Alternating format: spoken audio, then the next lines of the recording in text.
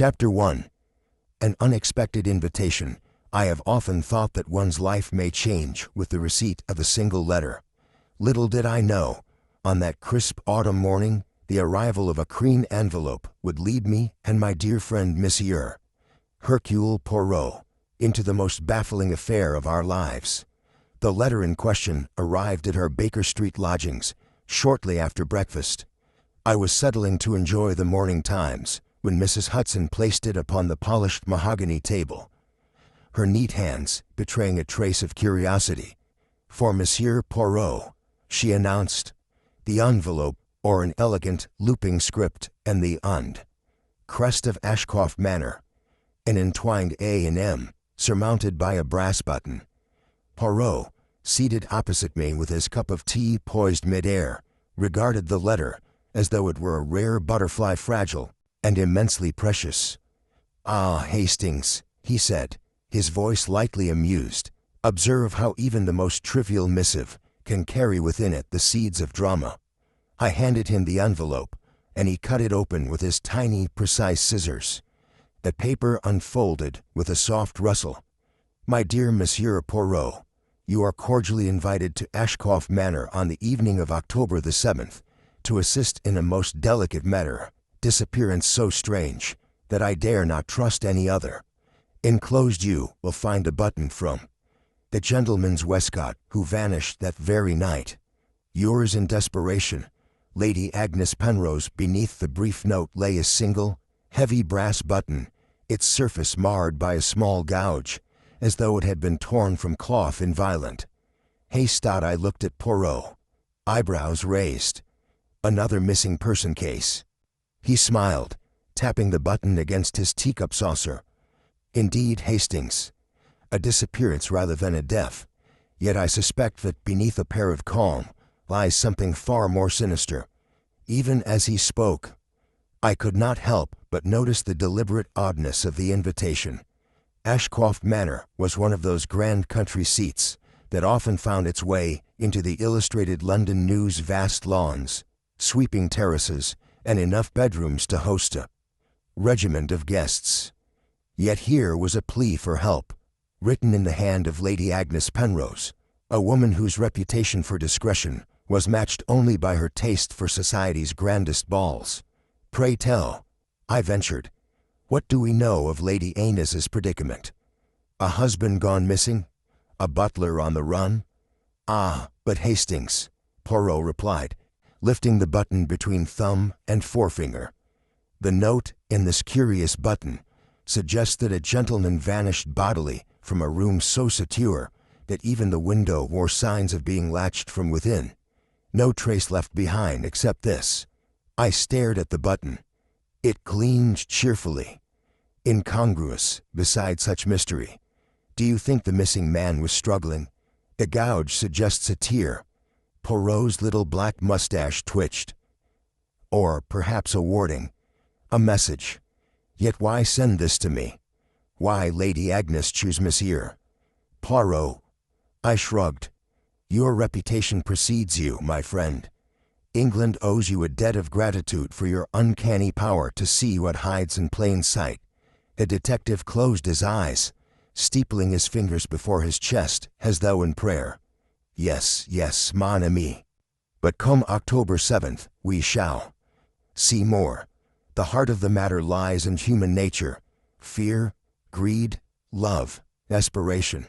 That which one hides from others, one cannot hide from oneself." Neither of us spoke as I poured us fresh cups of tea. Outside, a thin mist clung to the lampposts, and London's bustle carried a chill that promised the turn of the season. I found myself recalling stories of illustrious guests at Ashcroft: the famous tenor who lost his voice the day before performance, the banker accused of forging his own will, the actress who arrived with 2 husbands and departed with none. Yet, never before had I heard of a disappearance so audacious. "Have you corresponded with Lady Agnes before?" I asked, eager to understand our client's character. Poirot shook his head. "Never. But I have noted her philanthropic work among the local schools and her discreet patronage of the arts." She is a woman not given to melodrama. I sipped my tea. Then something far more troubling must have occurred. A most troubling indeed, said Poirot, his gaze distant. And that, Hastings, is precisely why I relish an invitation. To Ashcroft Manor. Mon petit cerveau must be tested. As we made our plans, train tickets to Chipping Rinford, carriage from the station, a single night at the Manor's guest rooms, I sensed the familiar frisson of anticipation. For while I have always admired Poirot's brilliance, there is something about venturing into an isolated estate, surrounded by masked faces and unseen tensions, that quickens the pulse. That evening, as I packed my case, I reflected on the passengers. We might encounter a retired judge with a shadowed past, a society beauty flaunting a diamond brooch, whose price tag defied reason, a broker newly enriched by some undisclosed deal, and then the missing gentleman himself, whoever he was, and however he had vanished. I felt certain that the Manor's every nook and cranny would brim with stories, half-truths, and concealed motives. Little did I know, however, that the button in Poirot's dressing-gown pocket would prove but the smallest fragment of a much larger puzzle, one that would test even his famed little gray cells. But come October 7th, the game would begin, and I, Captain Arthur Hastings, would follow Monsieur Poirot into a labyrinth of secrets from which there was no easy escape. Chapter 2. The first clues, morning of October 7th, broke over Chipping Rinford in a mist so thick that the carriage horses' hoofbeats sounded muffled and distant. Ashcroft Manor loomed through the gray haze, like a ship stranded on pale seas, its stone turrets and mullioned windows half swallowed by the dawn. As Monsieur Poirot and I descended the carriage steps, the crisp air carried the faintest hint of smoked peat from the Manor's fireplaces. A hush lay over the grounds, broken only by the distant cry of a heron rising from a frozen pond. We were met at the door by the housekeeper, Mrs. Bramwell, whose steely composure contrasted sharply with the tremor in her hands. Monsieur Poirot, she murmured, guiding us through a grand foyer, whose marble floor gleamed under the flicker of gilt sconces. Lady Agnes is waiting in the drawing-room. She begs your swift assistance. The drawing-room, warmed by a crackling fire, was filled with an uneasy expectancy. Lady Agnes Penrose rose from a satin-upholstered settee as we entered. She was slender and pale, her dark eyes shadowed with worry. At her side stood Inspector Mallory of Scotland Yard, a tall man with keen eyes and an abrupt manner. He offered Poirot a curt nod before retreating to the doorway, as though uncertain whether to stay or depart. Lady Agnes spoke at once, voice tremulous. Monsieur Poirot, I thank you for coming. Time is of the essence, for only yesterday evening my cousin Edward Ashcroft vanished without a trace. He was seen entering the billiard room at precisely 9:30. When the butler went to fetch him at 10, the door was bolted from within, and no one could rouse him. When at last the bolt was forced, the room was empty. Poirot inclined his head, and no windows were open, no secret panels, no trapdoors. None, she answered. The windows were latched, the paneling solid oak. The fireplace grate was cold. No footprints on the carpet except his own. It is as if he evaporated into thin air. Her voice caught on the final word. I noted that Madame Penrose cradled a small handkerchief, the embroidered initials AP, at one corner. But what drew my eye most was the billiard room's door behind her, its brass knob and lock gleaming as if recently polished. I wondered if the gouge-poor button might have come from Edward's waistcoat as he struggled. Inspector Mallory cleared his throat. Lady Agnes, if I may, we have retraced every inch of the room. No sign of tampering, no footprints in the hallway outside. If Monsieur Poirot has further questions, I shall remain in the corridor. With a slight gesture from Poirot, Mallory departed, leaving us alone. Lady Agnes exhaled. He is ever so brusque, yet I trust your methods more than his brute force. I shall begin, if you please, by seeing the billiard room, Poirot said. Lady Agnes led us down a corridor hung with ancestral portraits, Ashcrofts of every generation, their faces stern under powdered wigs. The billiard room was large, with red velvet curtains drawn against the cold, and a heavy green cloth still spread over the table's base. A set of polished cues leaned in a corner. The only illumination came from a pair of wall-mounted lamps, their shades festooned with fringe. Poirot stepped inside, eyes narrowing. He tapped the button in his pocket before placing it on a small side table. Hastings, observe the floor here. He pointed to a faint depression in the thick Persian carpet, a slight crease in the knots.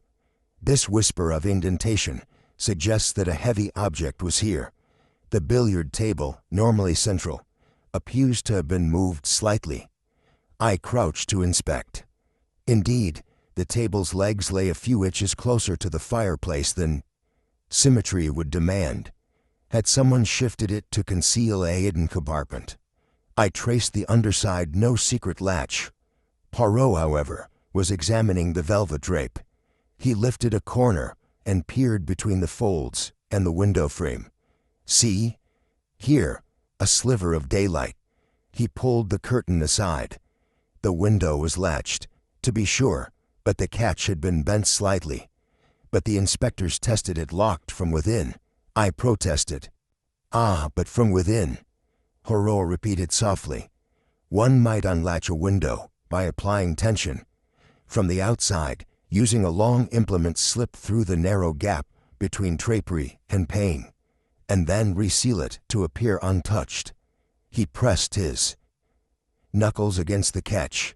It gave under slight force. See how the metal yields. I stared at the bent latch.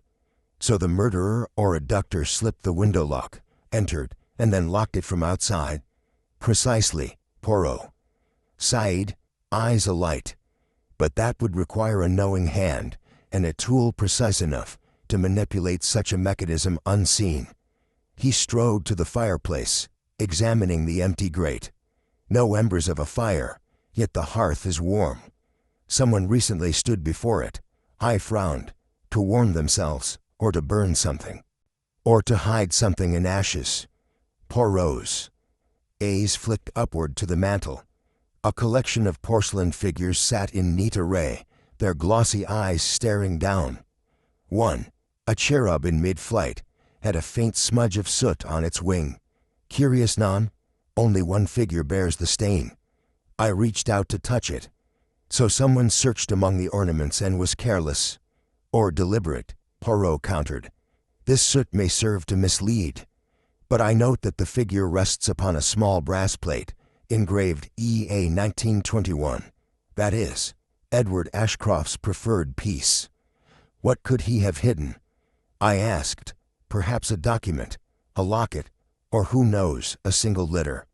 Poirot paused, turning to the table.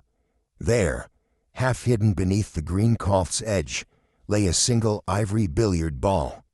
It rested near the far corner, as if dropped in haste. He picked it up and examined it. Notice this scratch. He ran a fingernail across the chipped surface. It matches the gouge on our button. See the pattern? I held our button close to compare. Indeed, both gouges, one on brass, one on ivory, formed a jagged notch, as though the two objects had struck each other. So he struggled. I muttered. Mais non. Poirot shook his head. He did not struggle here. Rather, the ivory ball must have been placed intentionally to mimic such a clash. A red herring to suggest a fight. But there is no blood stain on the ball. No mark of cloth fiber on the button. He replaced the ball on the floor, careful to stand clear of the depression we had noted. Just then, Mrs. Branwell's voice called from the corridor.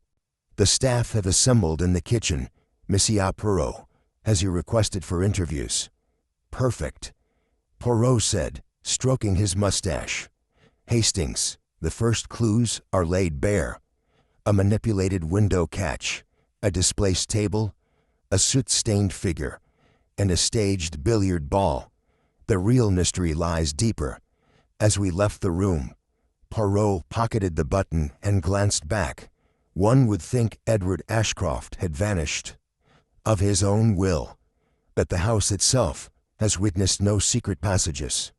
Therefore, whoever enacted this trick must possess intimate knowledge of the manor. "I shall meet you in the kitchen shortly," I said, falling into step beside him along the tapestry-lined hallway. Yet even as I walked, my mind raced with possibilities. Who among the assembled staff knew the building's hidden quirks? The butler, Mr. Reynolds, no doubt. The housekeeper, Mrs. Bramwell. The footman, a shy youth named Cooper. Perhaps one of them had aided the culprit, or been manipulated themselves. As the heavy oak kitchen door swung open, a line of servants stood waiting, silent, watchful, and tension raced. Their eyes flickered with apprehension as Poirot entered, but he merely smiled and made a slight bow. "Mies Amos," he began, "I thank you for assembling. I shall ask each of you to recount your whereabouts between 9:30 and 10:30 last night. Speak truthfully and fear nothing, for the truth will set us all at ease." Thus began the first round of interviews, and the first threads of revelation slipped into the tapestry of suspicion. But I suspected already that these men and women held secrets darker than any brick or mortar. Within this circle of staff lay motives as varied as the autumn leaves: loyalty, resentment, love, fear. And so, with our first clues gathered, Monsieur Poirot's little grey cells stirred to life. The genteel calm of Ashcroft Manor had been shattered, and in its place, a labyrinth of human intrigue and deception awaited. What seemed an impossible vanishing might prove but the opening gambit in a far more intricate game. Whatever the next clue might be, we were ready to find it. Chapter 3. The Gathering of Suspects. By mid-morning, Ashcroft Manor's grand salon had been transformed into an impromptu conference chamber. Heavy tapestries hung along the walls, rich with heraldry that spoke of centuries-old pride. Beneath the high windows, plush wingback chairs formed a shallow horseshoe. At the open end stood Monsieur Poirot, buttoned in a charcoal frock-coat, his cane gripped lightly in one gloved hand. I observed from the back as the assembled company took their places, each bearing the look of someone who wonders whether the next word they utter will condemn them. That Lady Agnes Penrose presided from the central chair, her posture regal yet drawn with anxiety.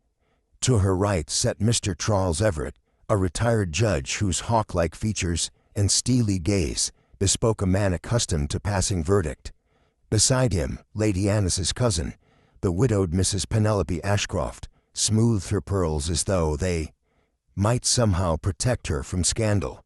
On the left, Colonel Rupert Wainwright's scarlet ribbons across his chest rested his booted ankles on an ottoman, eyes narrowed in curiosity. Next to him, Miss Iris Fairfield, a society beauty with a mane of auburn hair and the disdainful tilt of her chin, toyed with a fan. Finally, Mr. Lionel Carrington, the young financier, recently enriched by a murky business venture, perched on the edge of his seat, fingers drumming the armrest. "Madam and Messieurs," Poirot began, his voice smooth as amber, "I thank you for granting me this audience. Before we proceed with formal inquiries, allow me to introduce each of you in turn, so that I may gather whatever impressions your person and bearing offer." He inclined his head toward Mr. Everett. "First, a man of justice and law, retired, yet ever watchful. Your career on the bench commands respect, monsieur." Everett inclined in return, voice low, confirm. "I am at Lady Annis's service, Monsieur Poirot, though I confess bafflement that murder or abduction could occur under such locked and latched circumstances." Poirot flicked an eyebrow. "Ah, But the impossible is simply that which we have not yet explained. He pivoted toward Mrs. Ashcroft. Madame, you have suffered a grievous loss. Pray tell us how you found the billiard room when you discovered your husband's absence. Penelope Ashcroft lifted her shawl, smoothing the fabric over her décolletage. I had been sewing in the east wing when I heard a thud, soft but unmistakable. Curious, I thought Edward had dropped his cue. When I arrived, the door was locked. I rapped and called, but no answer. When the bolt gave way, he was gone. Poirot nodded, noting the tremor in her voice. And you saw no one leave? Not a soul. The corridor was empty. A hush fell as Colonel Wainwright leaned forward. Surely you must suspect one of you. His voice was measured, but carried an edge of impatience. We are all here, yet the culprit is among us. Miss Fairfield's laugh was light too light. My dear Colonel, one can say that of any gathering. A stranger could have slipped in and out without our knowledge. Poirot's gaze settled on her with uncharacteristic severity. Perhaps, mademoiselle, yet I suspect familiarity breeds confidence, and confidence can blind one to subtle shifts. Miss Fairfield's fan snapped shut. Are you insinuating that I might know more than I admit? Only that I shall learn what you choose to conceal. Poirot turned to Carrington. And you, Monsieur Carrington, knew money, yes? A man accustomed to rapid transactions. Do tell us where you were. Last night. Carrington cleared his throat, forcing a smile. I was in the library, reading financial reports. A substantial inheritance rendered moot by sudden market fluctuations. Quite the headache. When I heard Lady Agnes call, I immediately made for the billiard room. And no one passed you in the corridor? Poirot asked. None. Harrington insisted. But then, the hall is long and winding. One might slip unseen. Everett steepled his fingers. Yet the room was locked from within. A muffled cough announced the arrival of Mr. Reynolds, the butler, who stood in the doorway, crisp in his livery. Ladies and gentlemen, if it pleases Monsieur Poirot, I have prepared the staff interviews as arranged. Poirot inclined. Excellent. But before I speak with the servants, I wish to glean further understanding of those present here. Tell me, Colonel, of your relationship with the late Mr. Ashcroft. Wainwright set his jaw. Edward and I served together in the Sudan campaign. Since then, we have kept in occasional correspondence. He attended my daughter's wedding, and I represented him at a military tribunal. We were friends until his share in my rice venture turned sour. He lost a small fortune, which strained our acquaintance. Mrs. Ashcroft's gasp was sharp. Wainwright raised a hand. But all is resolved. Lady Agnes insured his losses. No ill will remains, at least none that I carry to this day. Poirot observed him closely. And you, Lady Agnes, agreed to that arrangement? She nodded. It was a matter of compassion. Edward's investments left him indebted. I felt it my duty. Poirot's mustache quivered. Yet Mr. Ashcroft was a proud man. I wonder whether pride can coexist with dependence. A tremor passed through Mrs. Ashcroft as she pressed her hand to her heart. We all sacrifice, monsieur. She turned to Iris Fairfield. What of you, Iris? As a long-time guest at Ashcroft Manor, you must have known Edward well. Iris's blue eyes glittered. Edward and I were childhood friends, nothing more. He commissioned me to paint his portrait last summer. An odd choice, but I was flattered. Poirot's gaze sharpened. And does an artist retain all sketches? Or might some be discarded or hidden? Iris bit her lip. I have none of his sketchbooks. He returned them to me in full. His head tilted. In full. He allowed the phrase to linger. Lady Agnes cleared her throat. Iris, please, there will be time for your testimony. Miss Fairfield lifted one shoulder in a dismissive shrug and settled back. Poirot addressed the group. We observe, mes amis, that each of you had motive, opportunity, and means. Yet I sense greater threads connecting you beyond mere acquaintance. Heartfelt debts, old resentments, professional rivalries. All these shall surface. He paused, letting his words hang in the quiet. Before I interview the staff, I shall require one item from each of you, anything you carried last night, be it cigar case, handkerchief, or notebook. Small objects can bear witness when words fail. Lady Agnes moved to produce a leather card case. Colonel Wainwright removed his field glass. Mrs. Ashcroft handed over a silk kerchief. Iris Fairfield reluctantly parted with a jeweled hairpin. Carrington dropped a fountain pen onto a silver tray. Mr. Everett offered a pocket notebook filled with aphorisms. Each object, Poirot lined upon a side table, arranging them in order of descent. "Thank you," he said. "These shall undergo scrutiny. But now, I must learn from those whose duties brought them servants' halls. Meet me in the kitchen forthwith." As the company dispersed, some with reluctance, others with the flair of dramatic indigence, noticed Lady Amy's eyes on the objects, her expression anguished. "Please," she whispered to me, "find my cousin. He must be alive." I placed a reassuring hand on her shoulder. Monsieur Poirot will leave no stone unturned.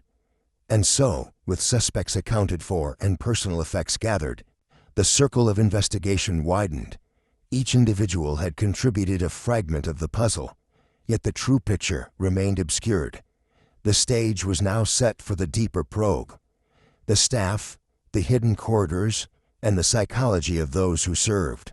Within the polished walls of Ashcroft Manor, the secrets of a vanished man lay concealed, waiting for Poirot's little gray cells to coax them forth. Chapter 4. Poirot arrives. The late afternoon sun, diminished by October's waning light, cast long amber shafts through the tall mullioned windows of Ashcroft Manor's drawing room. The assembled company, Lady Agnes Penrose, Judge Everett, Mrs. Penelope Ashcroft, Colonel Wainwright, Miss Fairfield, and Mr. Carrington, stood in uneasy silence. Inspector Mallory, rigid in a corner, consulted his notebook. It was at that moment that Monsieur Hercule Poirot entered the room with the flourish of a stage actor. Poirot's arrival was nothing less than theatrical. He paused in the doorway, straightened his immaculate gray suit, and tapped his polished cane twice upon the parquet floor before bowing deeply. His little black mustache quivered with delight. "Mesdames et messieurs," he intoned, his dark eyes alight, "I thank you for your patience. I have inspected the billiard room and your personal effects, and I am ready to speak." A ripple of deference passed through the group. Even Inspector Mallory straightened his posture at the sound of Poirot's lilting accent. Lady Agnes offered a gentle curtsy. Judge Everett inclined his head. The other shifted, aware that the moment of true inquiry had begun. Poirot surveyed the room with the precision of a master painter stepping before his canvas. With a single glance, he catalogued the tense lines on Colonel Wainwright's forehead, Miss Fairfield's rigid poise, Mr. Carrington's restless gait, and Mrs. Ashcroft's pale anxiety. He regarded Judge Everett last, noting the judge's steely calm and shadowed unease. Poirot's expression remained inscrutable. "Inspector Mallory," Poirot said, addressing the constable with the utmost politeness, "you believe this to be a straightforward accident? Mr. Ashcroft fell, then vanished." He waggled her slender finger. "Yet there are anomalies." Mallory stiffened. Madame Penrose's husband was last seen by the butler near the fireplace. The bolt was thrown from within. The window sealed. No signs of foul play. "Exactly," Poirot agreed, snapping his fingers. "Which is why the impossible seems impossible. But, mes amis, I find that impossibility is merely an invitation to ask the right questions. You told me earlier that you heard a thud. Did you notice anything else? Any scent? Any slight noise?" Her brow furrowed as she recalled. There was a faint odor, she admitted, like burning rubber. But I thought it only my nerves. Burning rubber, Poirot repeated, glancing toward the ornate carpet. Intriguing. He tapped his cane. Judge Everett, you hold a reputation for keen observation. Tell me, did you note anything peculiar about the hearth? Everett inclined his head. Only that the grate was cold, yet the room still smelled faintly of smoke. Precisely, said Poirot. Smoke without embers. Someone used the fireplace recently to conceal something, or someone intended to suggest heat where there was none. He paused to let the implication settle. Colonel Wainwright shifted. Are you suggesting arson, or a planted scene? Poirot smiled. Not arson, Colonel. A deception. A false clue meant to misdirect. He turned to Miss Fairfield, noting her quick intake of breath. Mademoiselle, as an artist, you must appreciate how a misplaced brushstroke can ruin an entire portrait. Here, the misplacement of soot upon a porcelain figure, a single cherub betrays the hand of one unfamiliar with the room's true order. Miss Fairfield's face paled. I only paint what I see, Monsieur Poirot. This soot, Poirot said, pointing, is upon the cherub you know Edward favored, yes. But why soil that one and leave the others immaculate? A novice mistake. He tipped his head. And you, Monsieur Financier? Did you observe the billiard table's alignment? Mr. Carrington swallowed. It's shifted slightly toward the fireplace. Meaning, Poirot said, the table was moved deliberately to mask a hidden panel or divert attention from the window catch. A cunning ruse. He looked at Inspector Mallory. Yet the inspector concluded no foul play. Mon Dieu. He sees evidence and declares the case closed. But for me, evidence is but the beginning. Poirot strode to the hearth, tapping the cold grate. I note that the hearth's interior is pristine, no hash. Yet the room reeks of smoke. The only way to do this is to burn something elsewhere and carry the ash in a container, sprinkling it here. But I find no ashtray, no bucket. Where then? He paused and plucked Lady Anne's silk handkerchief from her gloved hand. Madame, your handkerchief bears a faint smear of shaft-black soot. You wiped your hand, perhaps, after disturbing the ornament, or after carrying ash away. Lady Agnes gasped. I only touched the figurine to steady it. Poirot inclined. Naturally. Yet you did not wish to soil your gloves, so you used the handkerchief. A small detail, but telling. Turning, Poirot addressed the assembled. We see, mes amis, that this stage has been set with great care.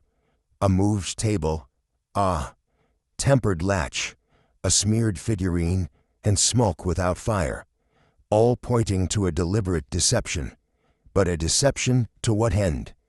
And nigh whom? He raised a hand for attention. I disagree with the inspector's theory of accident.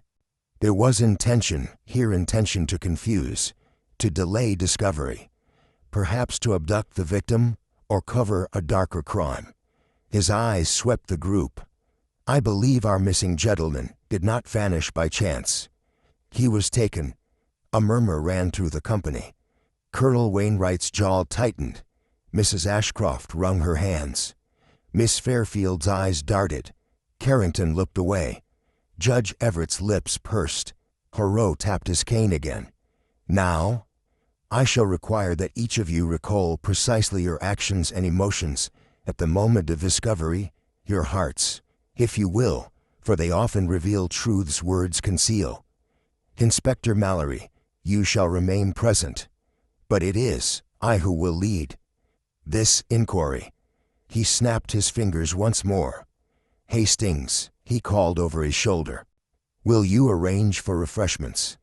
Tea will soothe nerves, and tea, accompanied by a biscuit, often yields conversation. I bowed and was true to a side table, pouring water into the samovar and arranging plates of biscuits. From the corner of my eye, I watched Poirot's next move. He beckoned Judge Everett forward. As a man of the law, Poirot said softly, "You appreciate that silence can be an accomplice. You observe the latch. It was bent, yes. Who amo? You've had the tools and the knowledge to manipulate it." Everett's steel blue eyes met Poirot's unwavering gaze. "Only someone familiar with the matter," he replied.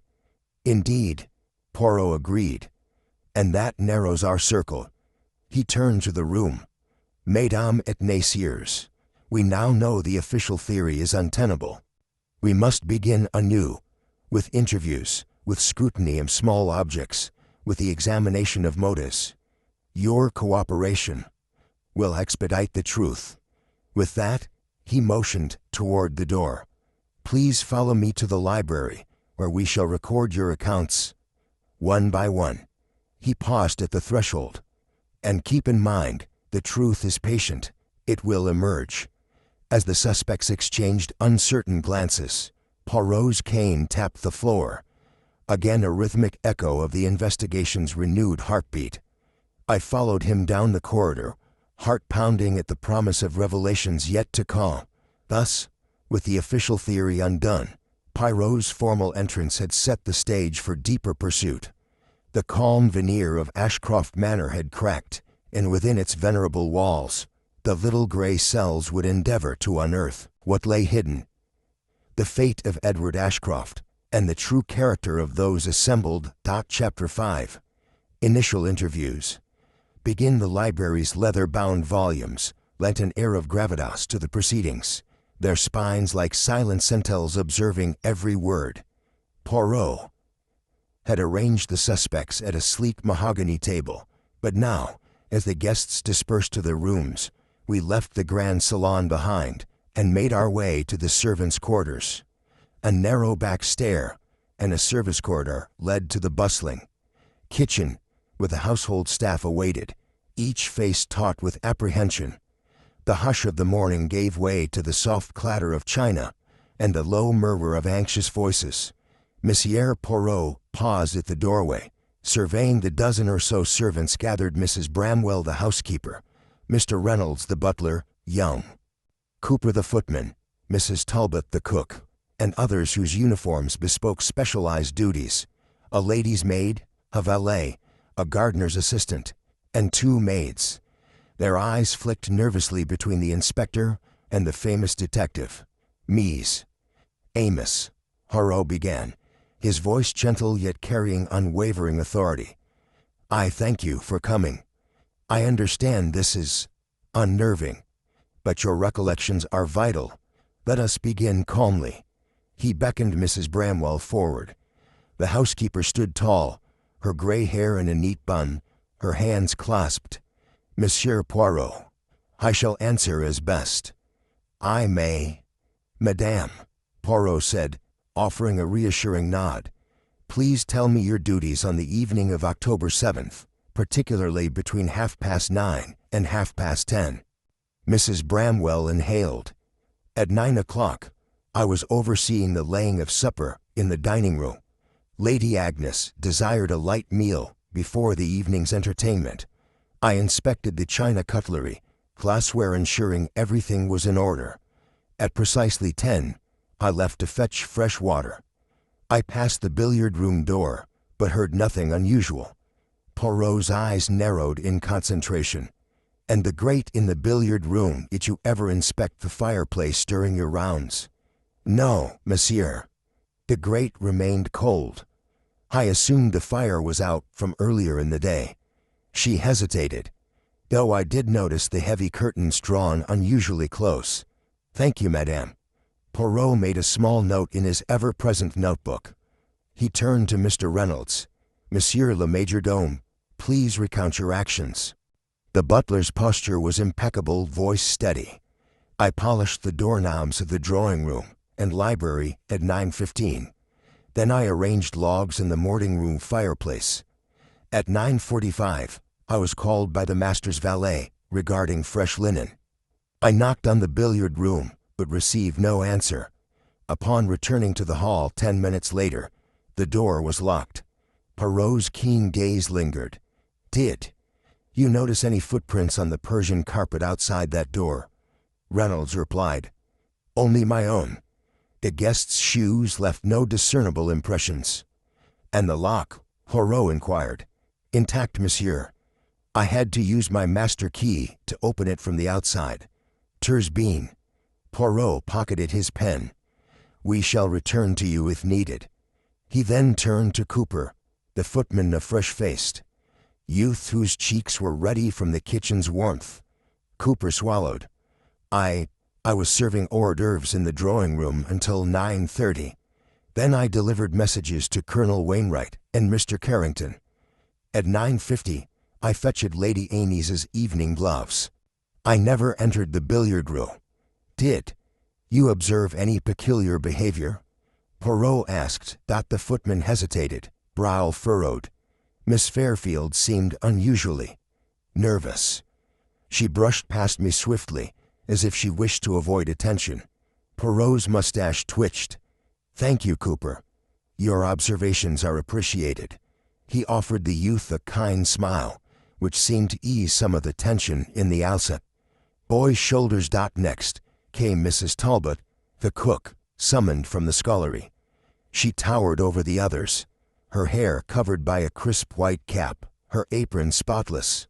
Monsieur Poirot, she said, voice rasping with strain. I know nothing of parlor doings. My domain is the kitchen. She crossed her arms. Between 9 and 10, I prepared the fowl for supper. The oven's fire was fierce, burned like the very devil. I heard nothing but the crackle of coals. Poirot listened respectfully. Did any of the staff enter the kitchen at odd times? Someone passing through for a private hearing, perhaps. Mrs. Talbot huffed.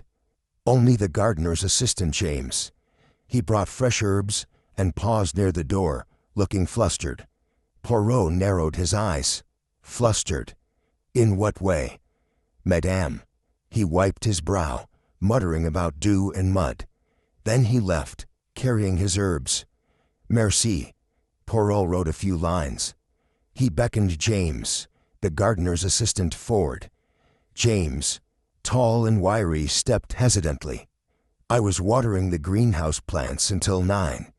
Then I gathered rosemary and thyme. I did pass the billiard room. Thought I heard a low rumble, like distant thunder, but likely my imagination. Thunder at 9:40. Poirot pressed. James shook his head. No thunder, monsieur, just the clink of glass, I fancied. Poirot's lips curved into a faint smile. Perhaps an ornament shifting. Thank you, James. One by one, the staff testified. The lady's maid had been assisting Mrs. Ashcroft with her evening gown. The valet attended Colonel Wainwright's uniform. A maid tidied Lady Anne's sitting room. Another fluffed the drawing-room cushions. Each recounted their whereabouts, each insisting they heard or saw nothing of significance. Yet the minutiae of their movements began to interlace a web of timing and tension. Poirot listened with rapt attention, occasionally interrupting to clarify a detail. Did you see the master's watch face? Was it on your wrist or in his waistcoat pocket? Or the cooking pot lid, did it rest askew or perfectly aligned? His questions probed for the subtlest contradictions. After the 10th interview, Poirot paused, placing a gentle hand on his notebook. The kitchen felt lethally quiet, every face turned toward him. Even Inspector Mallory watched with grudging respect. Ms. Amos, Poirot said, voice low and deliberate. I thank you all. Each of you has been truthful or near to it. Yet, I note discrepancies in your accounts. The footman's citing of Miss Fairfield's haste, the butler's locked door, the gardener's imagined rumble. Taken alone, each seems innocuous. Combined, they form an intricate tapestry. He held up his notebook. This case, I promise, is not beyond my capacity, but I require a moment to reflect. He closed the book and placed it on the table among the collected personal effects and staff paraphernalia, a scattering of gloves, Pens, hairpins, a silver thimble, and a city handkerchief.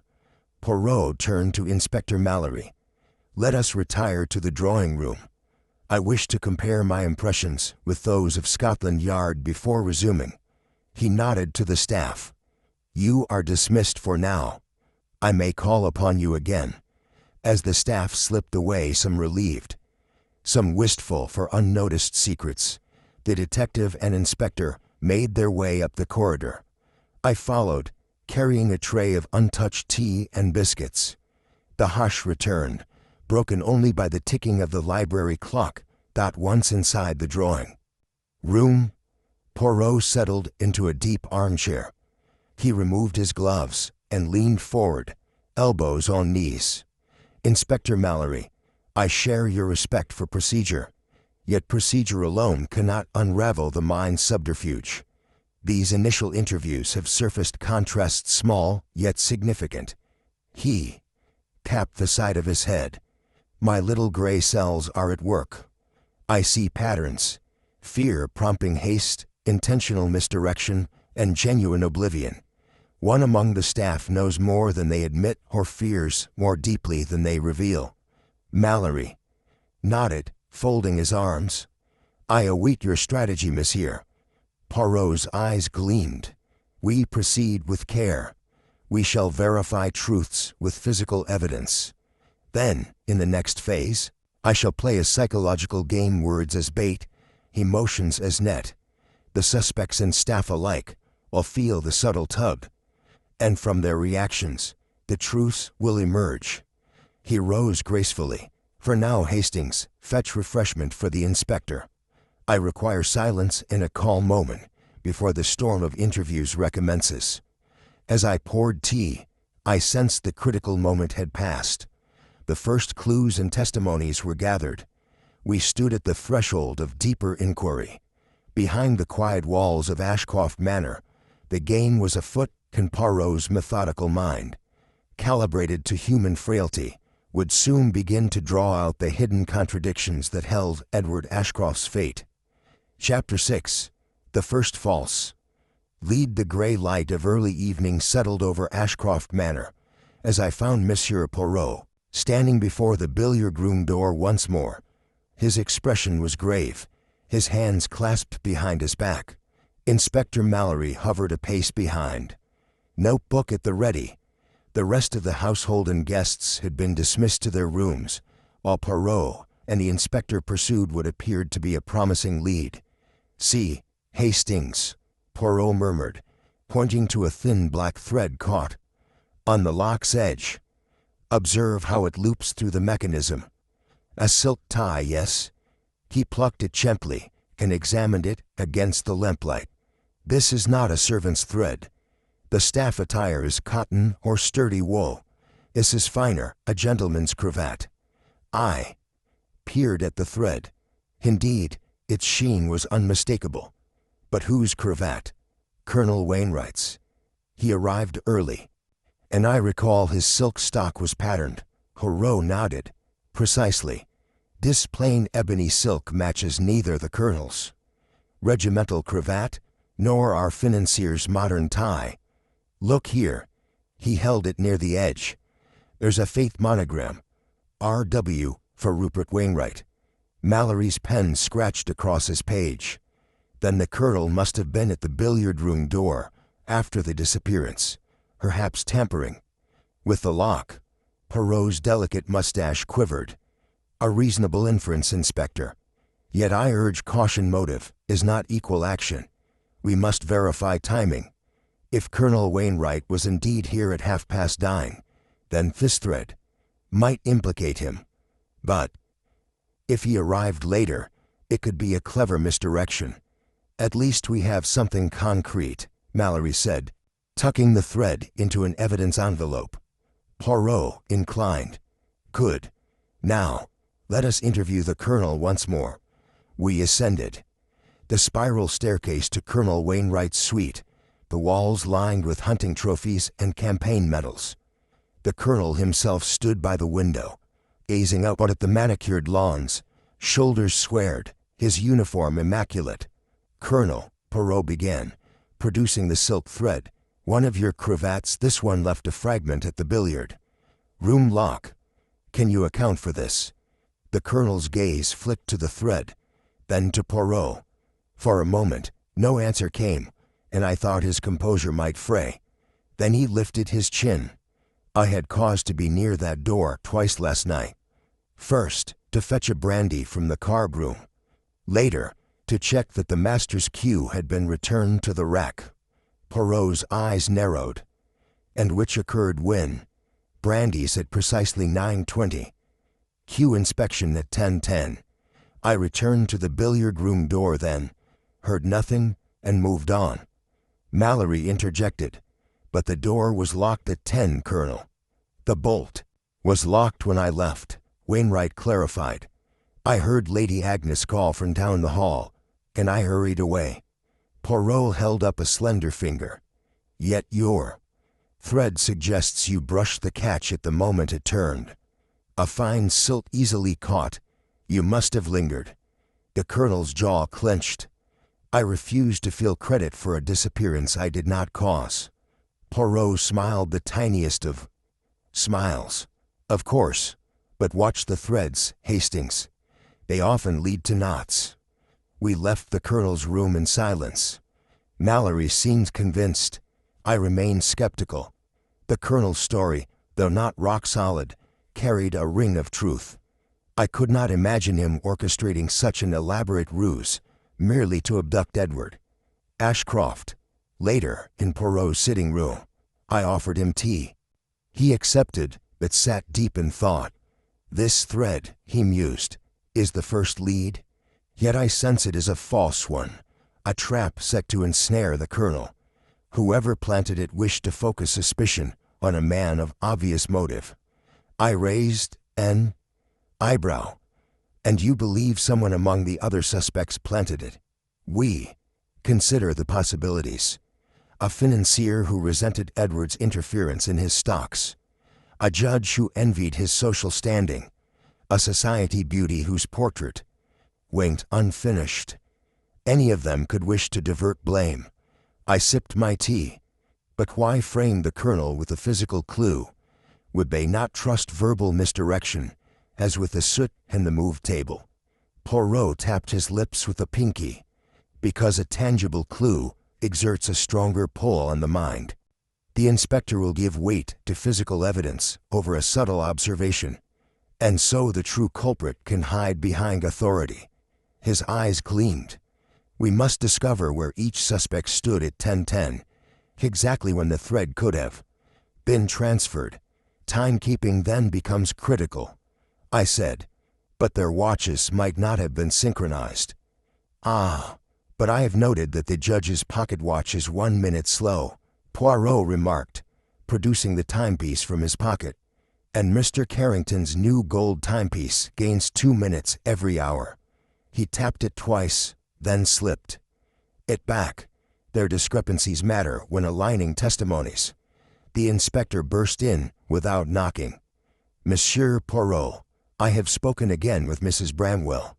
She recalls seeing Colonel Wainwright passing the billiard room corner at 10:20 or so, full 10 minutes after his alleged first visit. Poirot nodded. Mercy, Inspector. That confirms the colonel's timeline. Brandy's at 9:20, Cordo at 10:20. So he was not present at the crucial time of the disappearance. The thread, therefore, must be planted. Mallory's face reddened.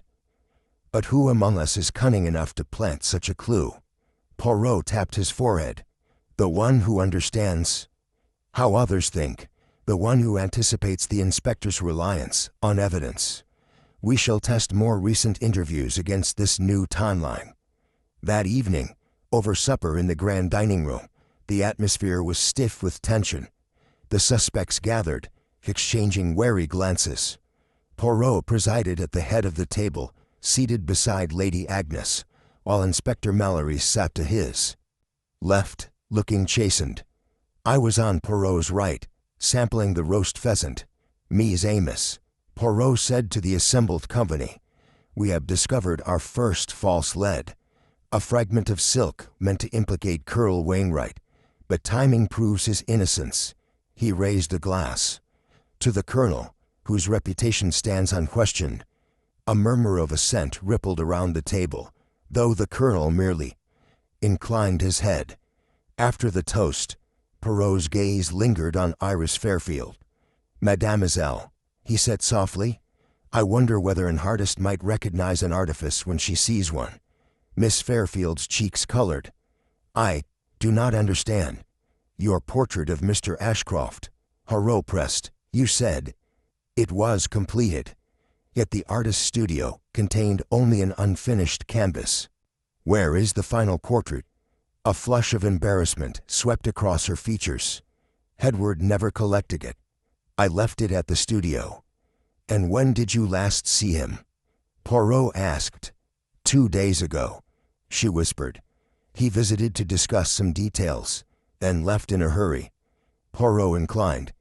"And did he seem troubled?" She opened her hands. "He was distracted. But I thought it personal." Poirot's lips curved. "Personal troubles can spill into public actions. Mademoiselle, you will permit me to visit your studio tomorrow?" Miss Fairfield nodded, eyes downcast. "Of course." With that, the dinner concluded, and the guests withdrew under the watchful eyes of the servants. In the drawing room afterward, Poirot turned to me. "The first lead was false indeed, but it served its purpose, revealing the true culprit's cunning. We now know that someone among our circle is playing a dangerous game." I sat back, heart pounding.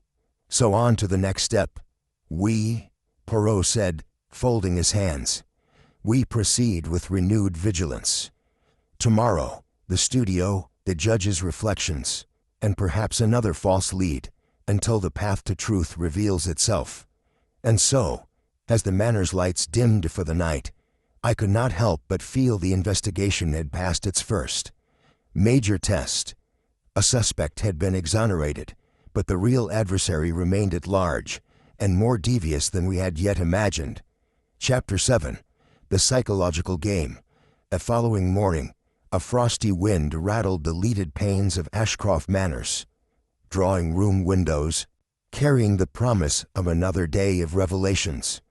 Monsieur Poirot and I arrived before the other guests, and I found him standing by the mantelpiece, hands clasped behind his back, eyes fixed on the array of personal effects: cravat, thread, billiard ball, button, hairpin laid out like battle trophies. "Hastings," he said quietly, "today we watch the human heart, not by brute force, but by gentle pressure.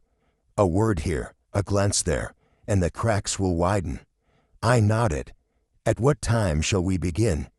10 o'clock. He replied. "Invite our circle to tea.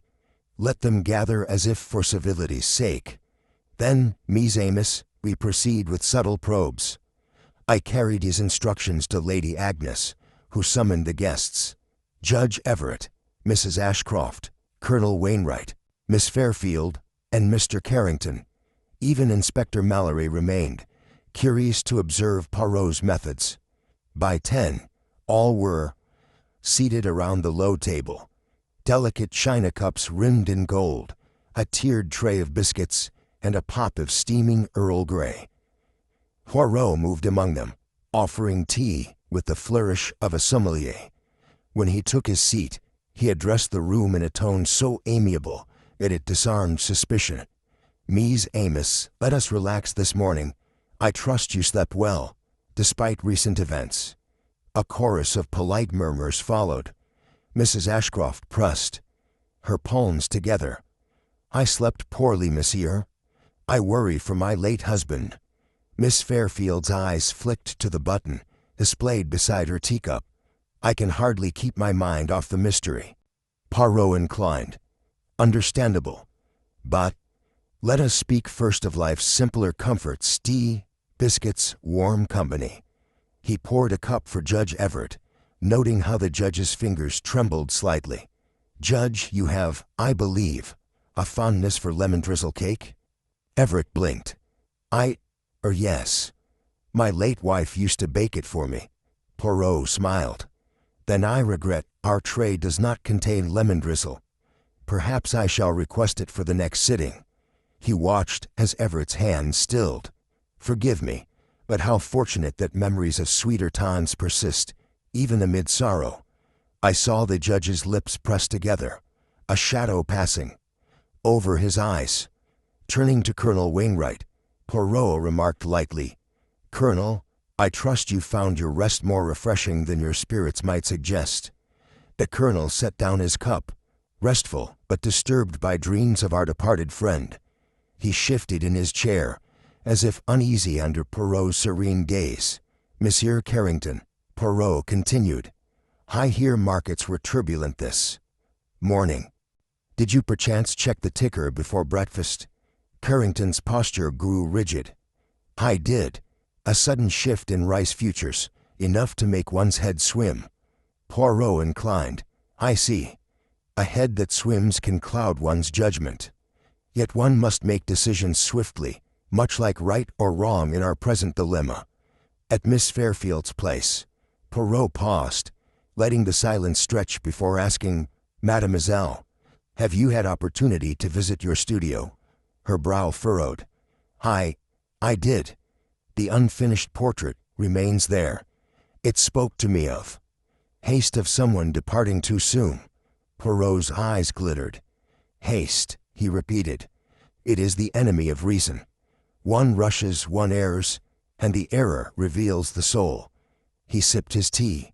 "But tell me, did you leave any paintbrush in the wrong place? Any canvas turned at an angle?" She bit her lip. "I placed a sheet over the canvas when I heard the news. I did not wish it to be seen in its incomplete state." "Ah," Poirot tapped his mustache. "Concealment. A theme we know well." He rose then, and I saw misgivings flicker across each face as he walked slowly around the table. He paused before Judge Everett and murmured, "Sir, a judge must weigh evidence dispassionately. Yet grief is an emotional weight. How does one balance the heart's sorrow with the objective truth?" Everett swallowed. One learns. "In time," Poirot inclined.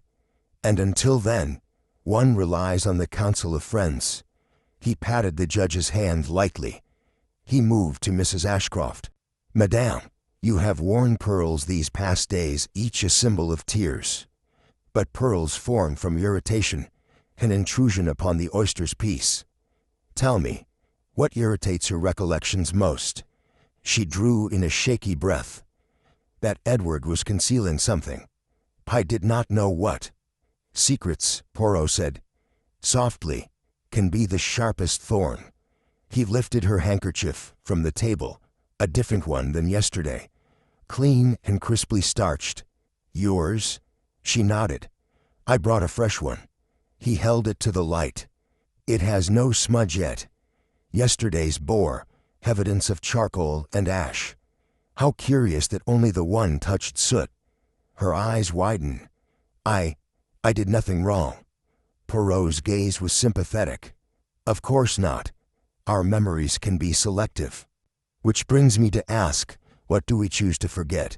He turned to the group, raising his cup. "Mise Amos, life is a series of choices. What to remember, what to forget, what to reveal, what to conceal. This morning I ask you to speak freely. Reveal your thoughts, and I shall help you forget nothing that matters." There was a hush. Even Inspector Mallory leaned forward, intrigued by Poirot's shift from gentle humor to pointed suggestion. Poirot continued, his voice a whisper, yet palpable. "Let us consider Mrs. Talbot's account. She heard nothing but the oven's crackle. Yet how many of you entered the kitchen in the half-hour before 10 o'clock?" His gaze swept the room. Only the gardener's assistant and one maid had, by their admission. He leaned toward the footman Cooper, who sat rigid with anxiety. "And you, Cooper, did you pass by the kitchen?"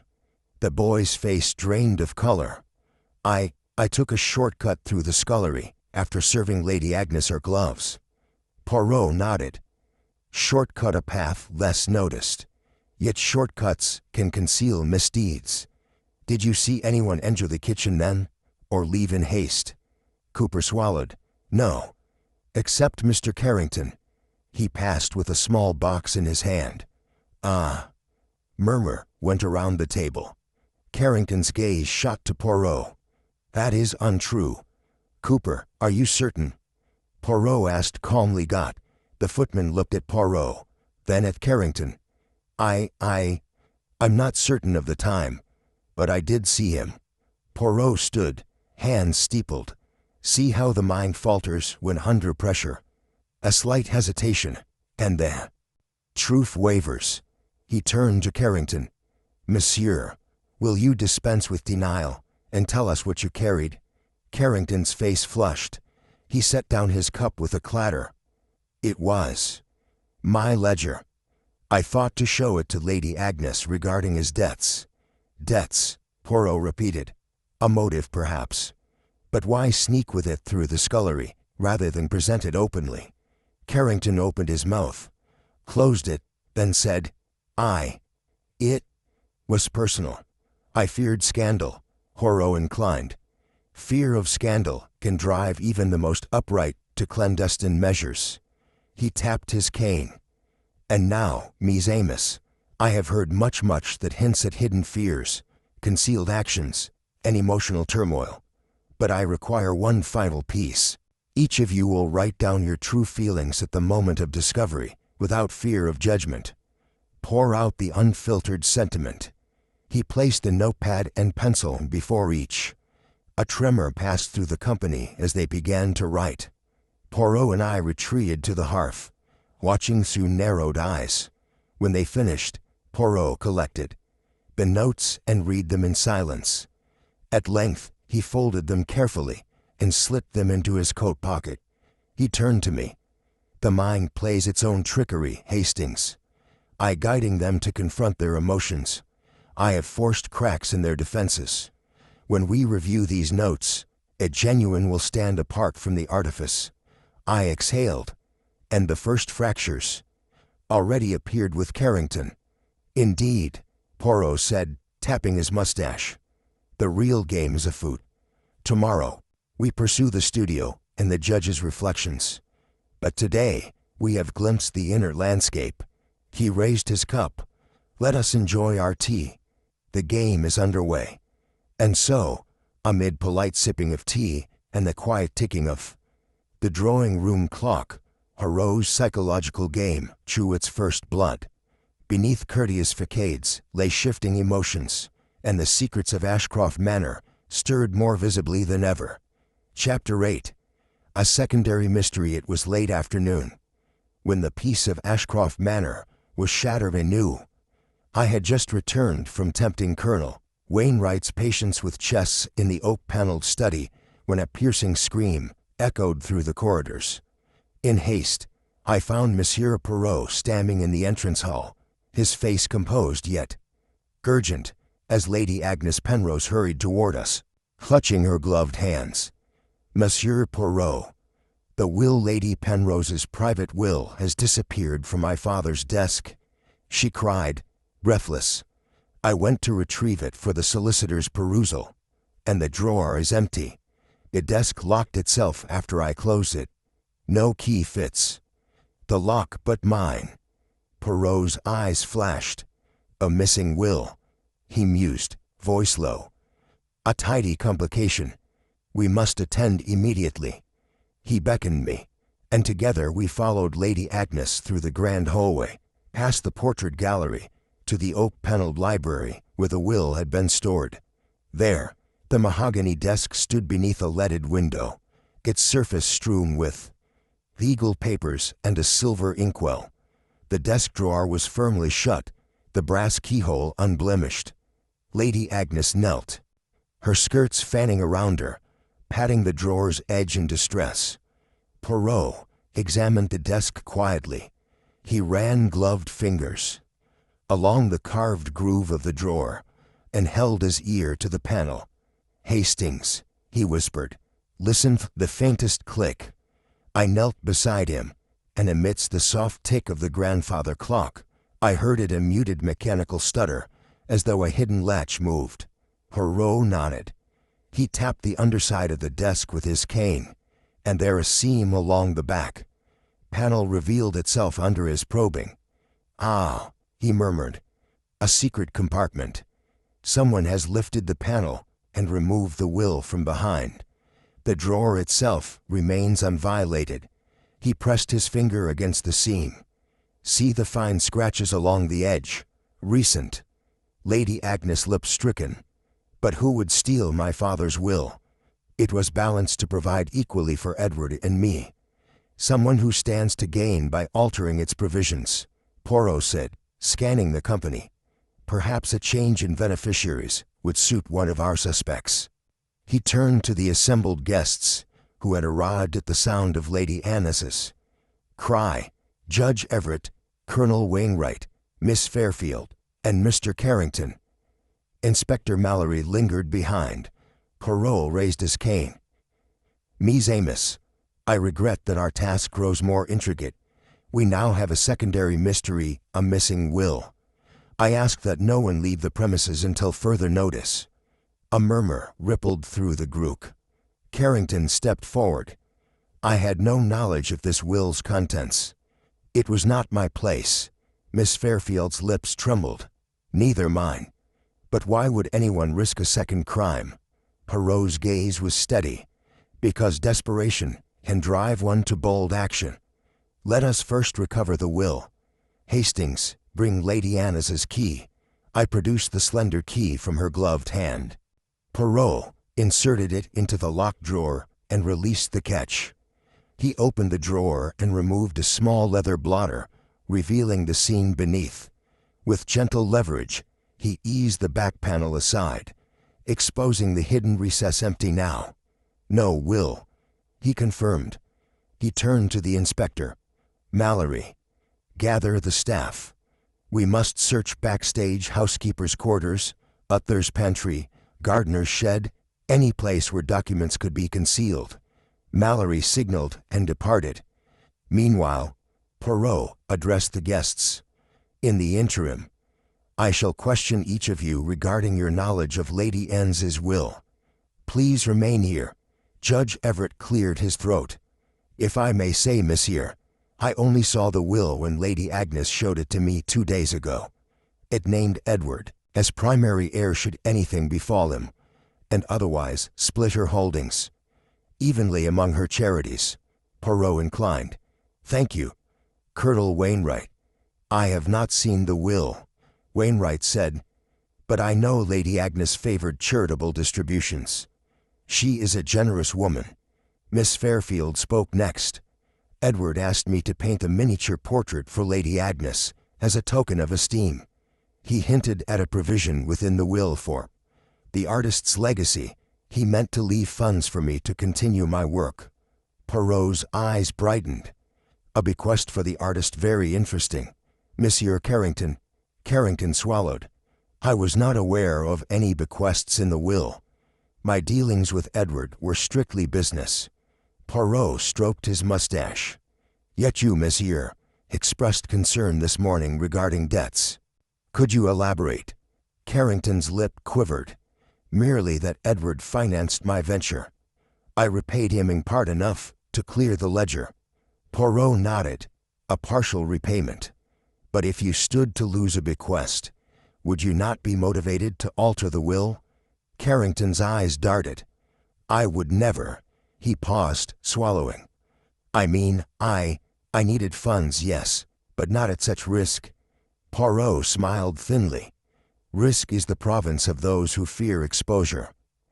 Before Carrington could respond, Inspector Mallory returned, ushering in Mrs. Bramwell, Mr. Reynolds, Cooper, and James the gardener.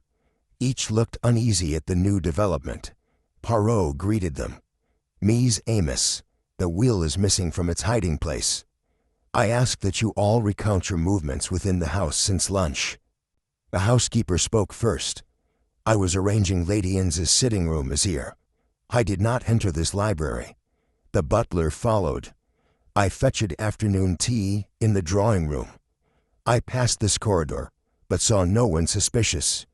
The footman, Cooper, stammered, I delivered a message to Colonel Wainwright, then returned plates to the scullery. James, the gardener, looked flushed. I brought in more flowers for Lady Aines's desk this afternoon. I placed them on a side table in the drawing room. Poirot's gaze sharpened. You ran water over the stems then? Yes. Did you pause here? James hesitated. I saw Colonel Wainwright ahead, but I stepped aside, didn't come into the library. Poirot's eyes flicked to the colonel. Colonel, did you see anyone near this room? Wainwright frowned. Just Miss Fairfield, carrying her painting satchel. Miss Fairfield's cheeks colored. I went to check on my unfinished portrait. I did not come here. As each denied knowledge, Poirot's expression remained serene. He tapped the floor with his cane. The will was removed through a secret panel too tidy for an amateur, too precise for a hurried attempt.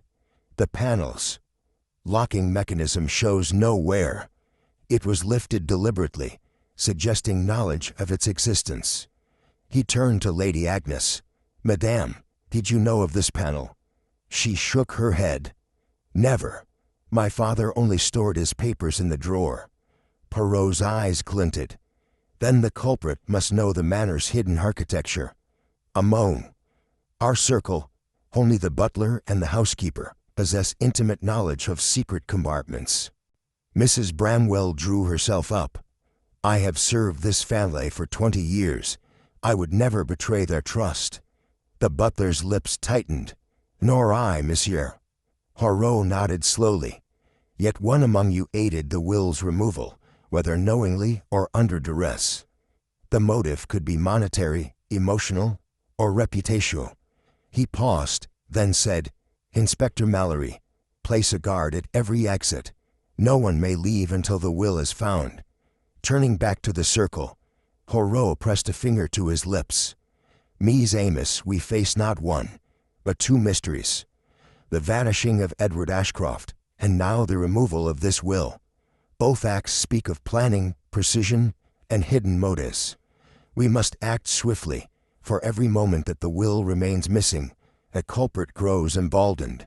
He stepped to the desk and replaced the back panel, sliding it into place as though it had never been moved.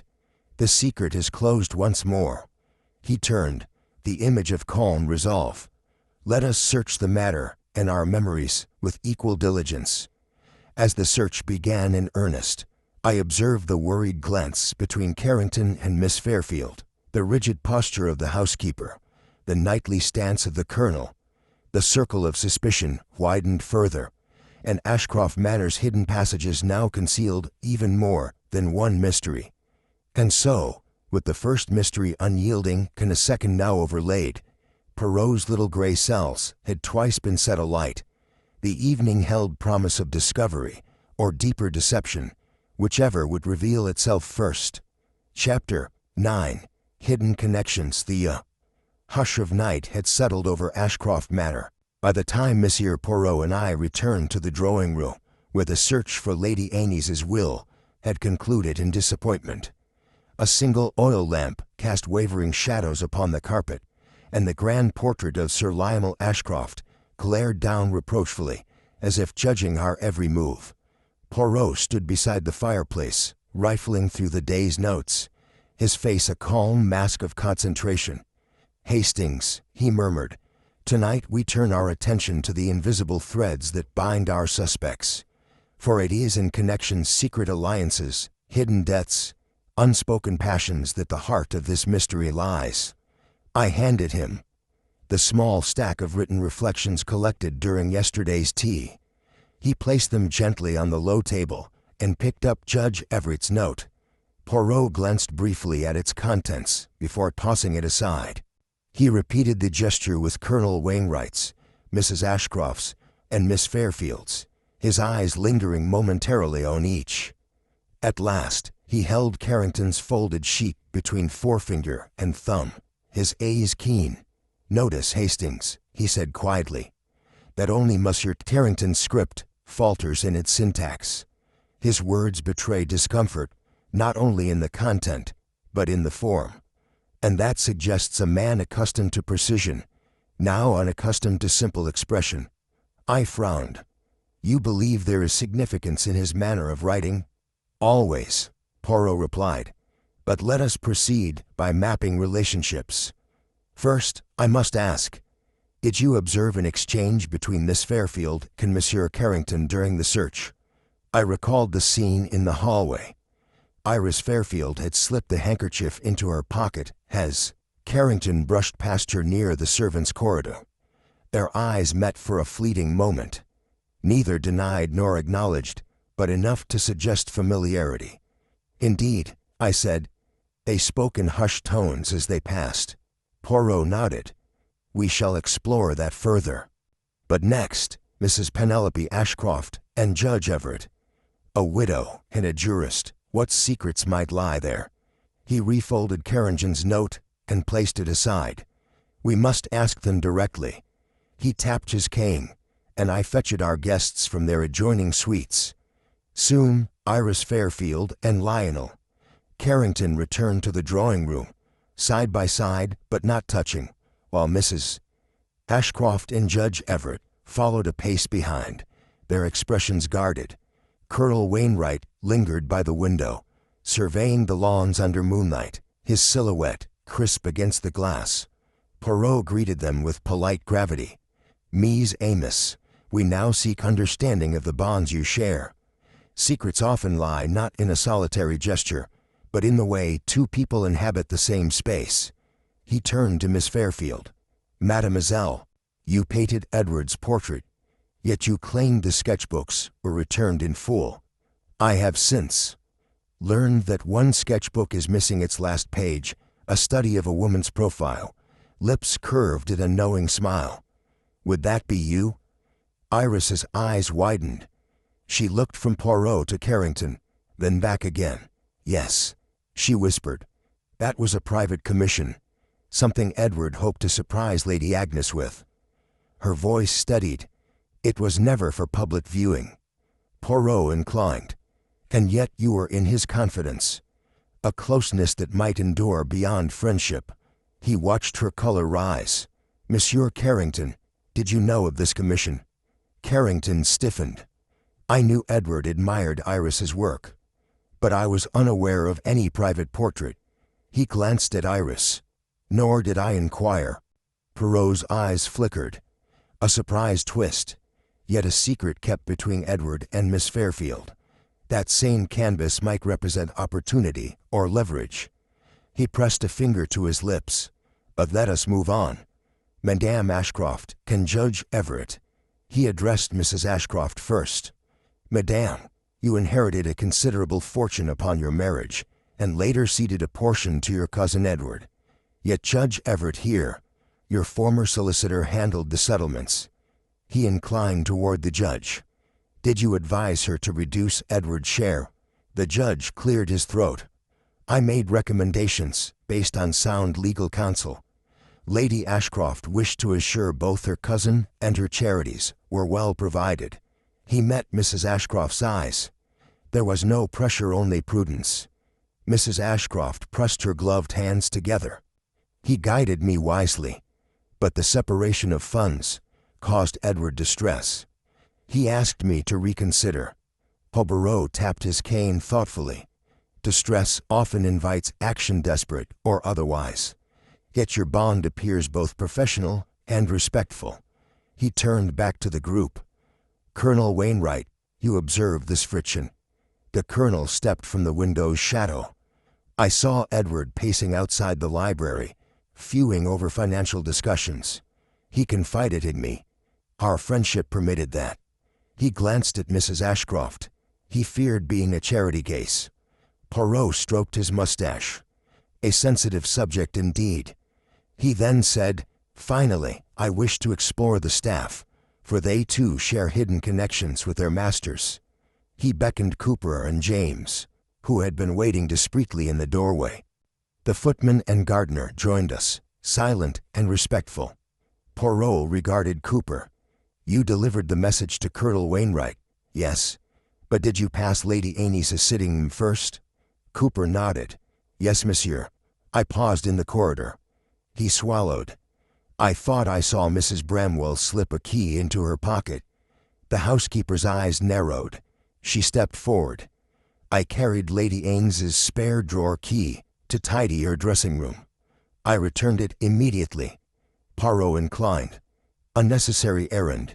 Yet the key in question also opens Edward's desk, does it not? Mrs. Bramwell's lips quivered. It does, yes. She bit her lip. But I would never use it for anything improper. Poirot held her gaze. And yet, it might have been used by someone confident they could borrow and replace it unnoticed. He smiled kindly. Tell me, James, did you ever see Mr. Reynolds, the butler, with that same key? James looked between the housekeeper and the butler. Mr. Reynolds often carried a ring of keys, yours always on top, Mrs. Bramwell's. He looked at the housekeeper. Sometimes he borrowed it. Reynolds stiffened. Borrowed it? James nodded. When I brought flowers to Lady Annis's room, he let me in. Poirot turned to the butler. So you held both key rings. A man in your position must know the house. Secrets better than any. And perhaps you know the location of that secret panel in the library desk. Reynolds's face flushed. I was ordered never to reveal hidden compartments. Tradition. Poirot's eyes gleamed. Tradition and convenience often coincide. He stepped back, surveying the small assembly. We see, Ms. Amos, that connections run deeper than blood and title. Confidences shared, keys exchanged, resentments harbored. Each bond offers opportunity for trust or for betrayal. He tapped his cane twice. Tomorrow, we pursue these threads further. Each clue must be examined in the context of these relationships. For the truth lies not in a solitary act, but in the intersection of lives entwined. As the company departed, leaving only the staff and ourselves, Poirot turned to me, voice low. Tonight, Hastings, we have unearthed the hidden architecture of human ties. The next step is to see which connection gave the culprit the perfect pretext to strike twice. I nodded, heart racing at the implications.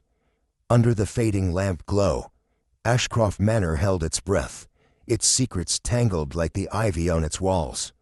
And within that evening's discoveries lay the promise of revelations yet to come. Chapter 10. Poirot's secret clue. The dawn mist still clung to the hedges as I found Monsieur Poirot alone in the billiard room, kneeling beside the overturned ivory ball. His small mustache quivered with concentration as he examined the chipped surface in the pale light. Behind him, the heavy curtains remained drawn, lending the room an air of hushed expectation. Hastings, he said softly, looking up. Observe this ball once more. I knelt beside him, recalling how we had discovered its scratch-matched. That on the brass button. Poirot turned the ball gently in his gloved hand, illuminating a faint smudge of ink on the curve opposite the chip, so faint I might have missed it entirely. P.U.C., he whispered, a secret mark left by the artist who painted the ivory. It is not mere coincidence. I peered closer. Indeed, there appeared to be a looped flourish in artist's initial I.F., etched in dark ink. Iris Fairfield's monogram. Madagascar ivory, Hastings, Poirot continued, was prized for its fine grain. But an artisan who signs her work so boldly would do so on more polished surfaces, not on a billiard ball. The presence of this mark here suggests the ball did not belong to the standard manner set. I frowned. You mean Miss Fairfield brought it here? Why? Precisely. Poirot said. And why would she bring a single ivory ball into the billiard room? Unless she meant to plant it as a diversion. I stood, astonished. To suggest a struggle between the missing man and an assailant, when in fact the ball was unseen until last night. Poirot smiled thinly. Yes, it appears someone with knowledge of both the billiard room and the artist's handiwork sought to manufacture evidence. But that is not the clue's full significance. He tapped the monogram with his cane. This ball was carved and painted by Miss Fairfield only weeks ago as a gift for Edward Ashcroft. He admired her craft and planned to present it at Lady Amy's autumn ball. I glanced around the green-topped table.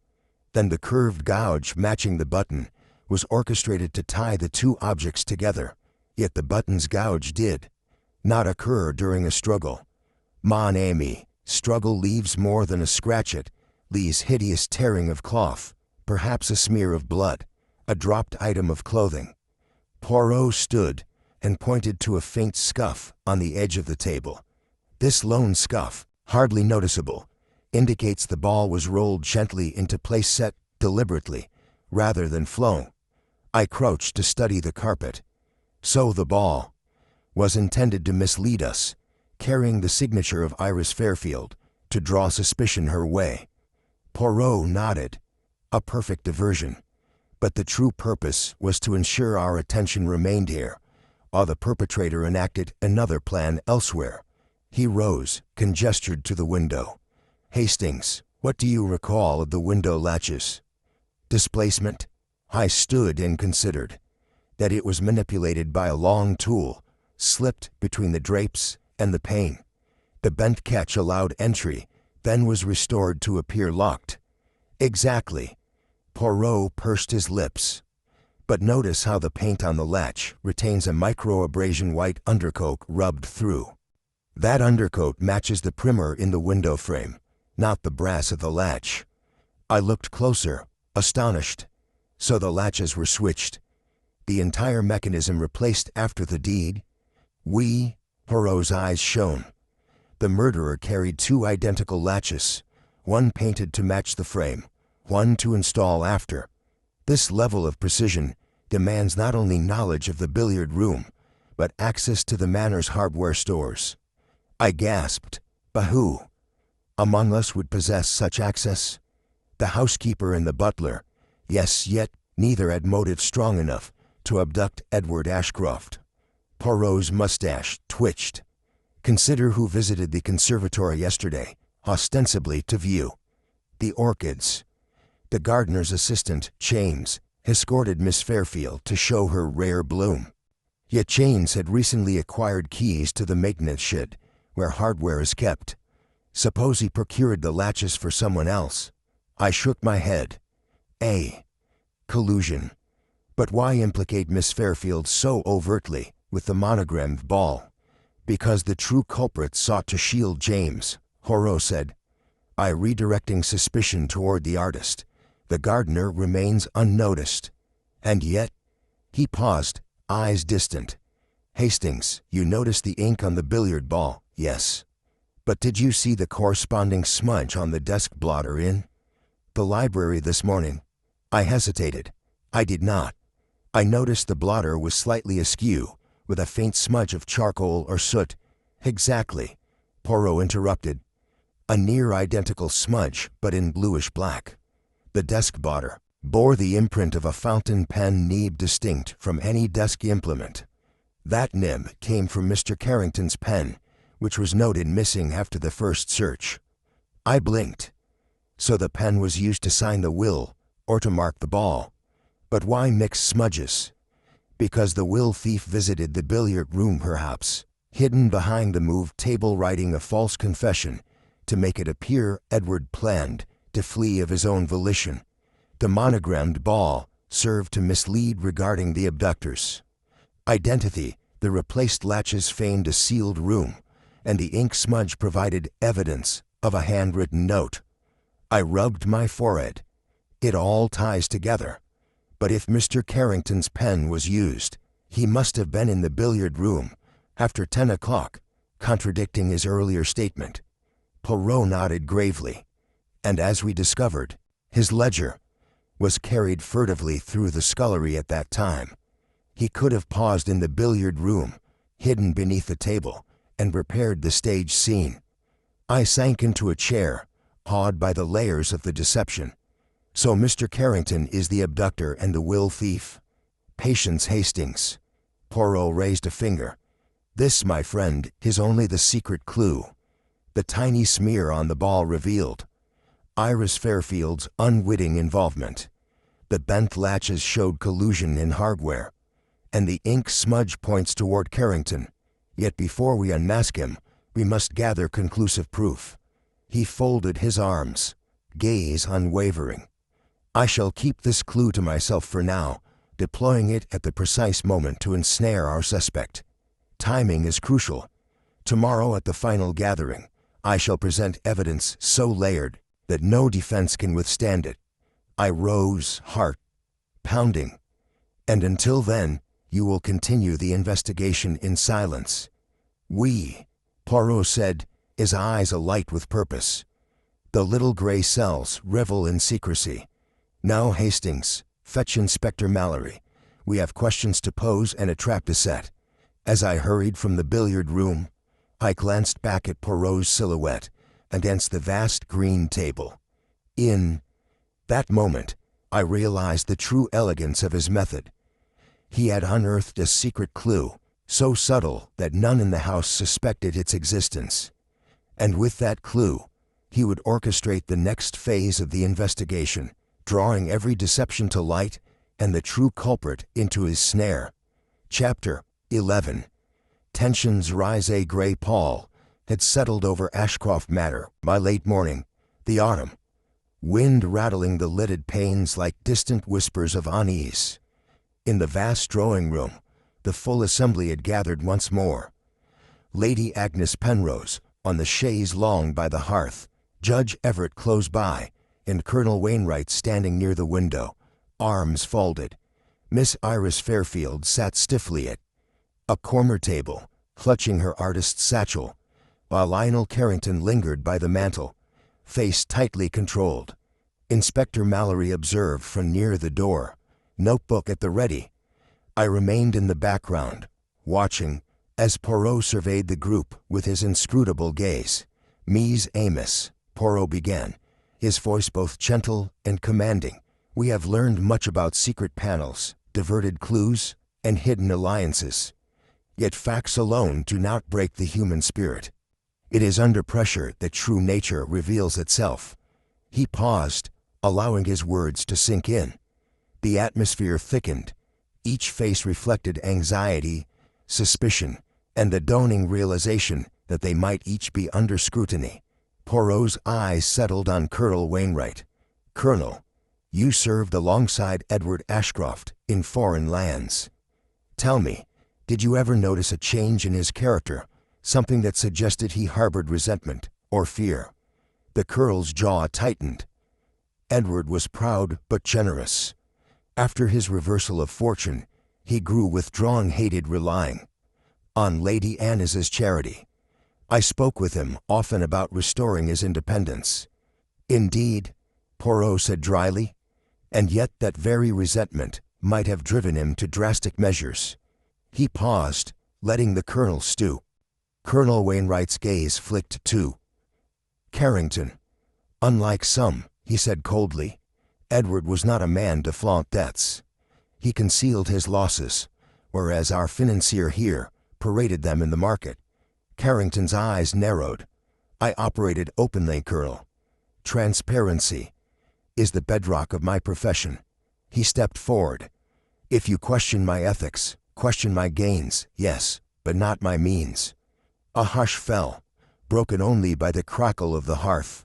Poirot raised a slender finger. Gentlemen, we will return to financial transactions shortly. But first, a word for our esteemed judge. He turned to Judge Everett, who inclined his head in deference. Judge, Poirot said, you handled Lady Ashcroft's settlements. A noble duty, yet one that bestowed power over the distribution of wealth. Did you ever hesitate in advising her to reduce Edward's share? Everett's expression was pained. I provided counsel based on legal precedent and fairness to her. Charities. But Edward was family, of course. I regretted any suggestion that he receive less. Poirot gave a slight bow. Regret speaks of conscience. Yet regret may also haunt the sleepless. Tell me, Judge, have you slept soundly these past nights? Everett's hand trembled slightly as he raised it to rub his temple. Rest uneasy, I confess, but not for culpability, rather, for the fear of failing Lady Agnes. Miss Fairfield, observing this exchange, leaned forward. And what of artistry, Judge? You decide where the money goes, but you do not create beauty. Her tone held a quiet challenge. The judge's pale eyes flashed. I preserve legacies, mademoiselle, but I do not dabble in pigments. Poirot smiled. And yet both legacies and artworks endure. Mademoiselle, you know this well. He turned to Iris. Do you think Edward valued your art over his own name? She bit her lip. He admired my work, yes. But I never sought greater status than a grateful patron. Poirot's gaze moved to Lady Agnes. Madame, you have been gracious throughout. Yet you bear the heaviest burden, your husband lost, your will stolen. Tell me, what did you feel upon hearing of its disappearance? Lady Ames's eyes glistened. Horror, fear for my cousin's safety, shame at my family's affairs were so vulnerable. Poirot inclined. Vulnerability can breed desperation, and desperation can lead to betrayal.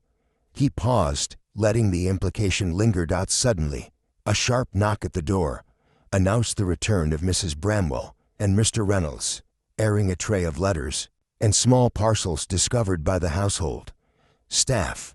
Poirot beckoned them forward. One by one, each guest received a letter, each bearing Edward Ashcroft's handwriting. The missives were innocuous. Expressions of gratitude to Lady Agnes, notes of concern to Judge Everett, invitations to dinner for Colonel Wainwright, compliments to Miss Fairfield, and a request for financial counsel to Carrington. Poirot watched as the letters passed from hand to hand. These, he said, are genuine. But note how the paper's edge bears the watermark of the Ashcroft stationery, yet each was sent in a plain brown envelope, unsealed, marked with a date stamp of October 5th. He tapped the judge's letter. October 5th, 2 days before the disappearance. Why dispatch them thus? Carrington frowned. To preserve privacy, perhaps. Poirot's mustache twitched. Or to establish a false alibi of correspondence. Consider, if Edward sent these notes, he was alive and free, yet they could have been staged after his disappearance to mislead investigators. He cast a glance at Mrs. Bramwell and Reynolds. Were any envelopes intercepted? Mrs. Bramwell shook her head. No, monsieur. They arrived by messenger as usual. Poirot nodded. Very well. He turned back to the group. Now, tensions rise among you because you each sense the noose tightening. Alliances form in desperation, loyalties waver, and each glance becomes both shield and dagger. He tapped the hearth. I propose we test these alliances. Colonel, you and Judge Everett will stroll the grounds together. Discuss your shared experiences. Miss Fairfield and Mr. Carrington, you will examine your respective studios and offices, ensuring no secret correspondence remains. Lady Agnes, I ask you to repose for a moment. The afternoon holds revelations too delicate for wearied nerves. One by one, the guests agreed, some stiffly, some with relief, as though glad to escape the unrelenting scrutiny. Inspector Mallory organized escorts and notes, and soon the manor's corridors emptied, save for Poirot, myself, and the household staff. Poirot collapsed into a wing-back chair, expression solemn. Hastings, do you feel the shift? Each suspect retreats to the topic that shelters them. Memory, finance, art, loyalty. They cling to familiar territory. I sat opposite. Yes, but do you believe any of these arenas hold the final key? He leaned forward, elbows on knees. The final key lies not in the facts themselves, but in the way each suspect defines them, what they choose to reveal and conceal.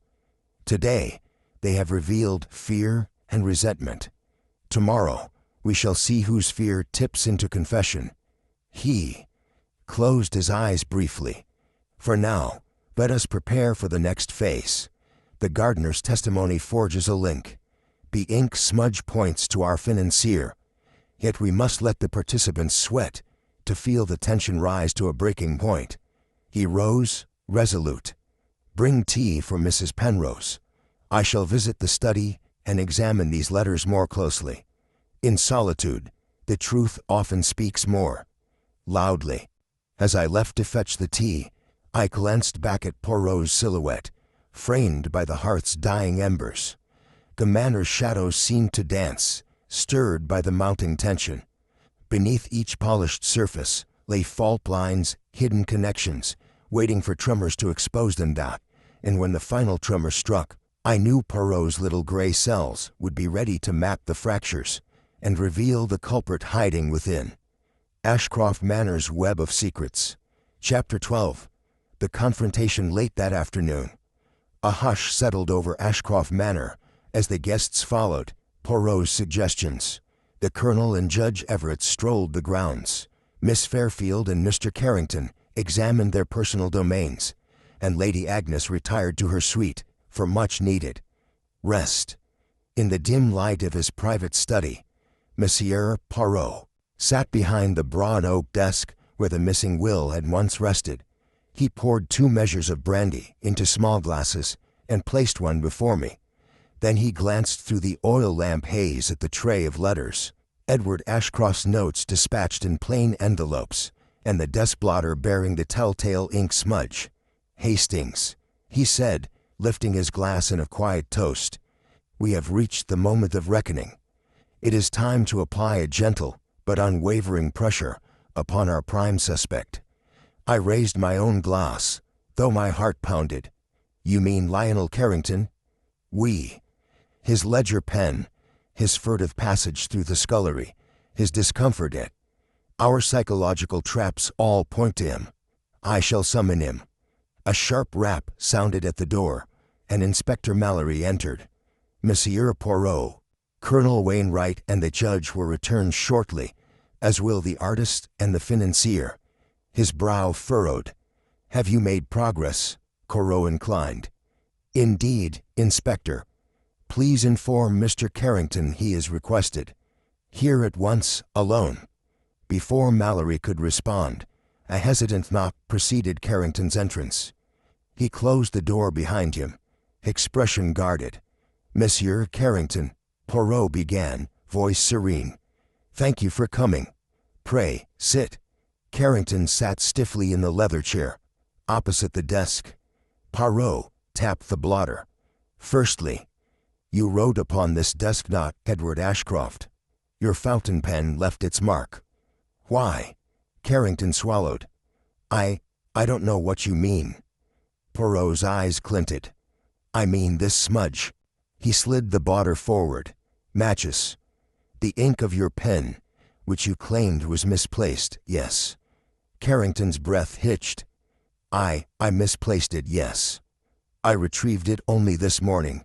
"Remarkable," Poirot said, "for the smudge was fresh at noon, before your alleged recovery. It implies you were here at the desk during Edward's disappearance." I came to look for him." Carrington faltered. "I thought to leave a note." "Ah," Poirot interrupted gently, "but Edward was already gone. Your note would have been redundant." He tapped the blotter again. "You slipped into the library, signed a false confession, and then removed the will from its secret recess." Carrington's eyes darted to the closed desk drawer, then back. "Secret recess," he whispered. Poirot smiled thinly. "The one behind this panel." He gestured to the desk. "You cannot feign ignorance of its existence. It is known only to those with the butler's keys, and to you." Carrington's shoulders slumped. How could you know about that panel?" Poirot inclined. "An observant eye notes every join and every scratch. Now tell me, why did you plant the monogrammed ivory ball in the billiard room?" Carrington's face drained. He clasped his hands. "I thought I fought to frame Miss Fairfield.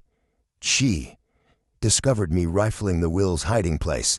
I didn't know what else to do. Quite, Poirot said softly. You had motive fear of exposure and means. You replaced the window latch, staged the scene with soot, moved the table, and planted false clues, the gouge-matched button and the artist's signature. Carrington bowed his head, shame and relief mingling in his voice. I was desperate. Edward threatened to cut me off if I couldn't repay him. When I found the will, I realized he planned to leave significant funds to Iris. I had to stop it. Poirot regarded him with pity. Your desperation led to a chain of crimes. First the disappearance, then the theft of the will. All designed to rob Edward's name of its power. Carrington exhaled wearily. I never meant him harm. I feared ruin. And yet, monsieur, Poirot said, rising and offering Hisham to the inspector, who had quietly slipped in behind Carrington, you endangered lives, obstructed justice, and betrayed the trust of every soul in this house. As Mallory moved to handcuff Carrington, I stepped forward. Monsieur Carrington, perhaps the confession in writing will bring some relief. Carrington looked up, eyes haunted. Relief? I fear only the weight of my own actions. Poirot placed a calming hand on his shoulder. Justice, too, carries a heavy burden. But it is lighter than the burden of guilt unconfessed.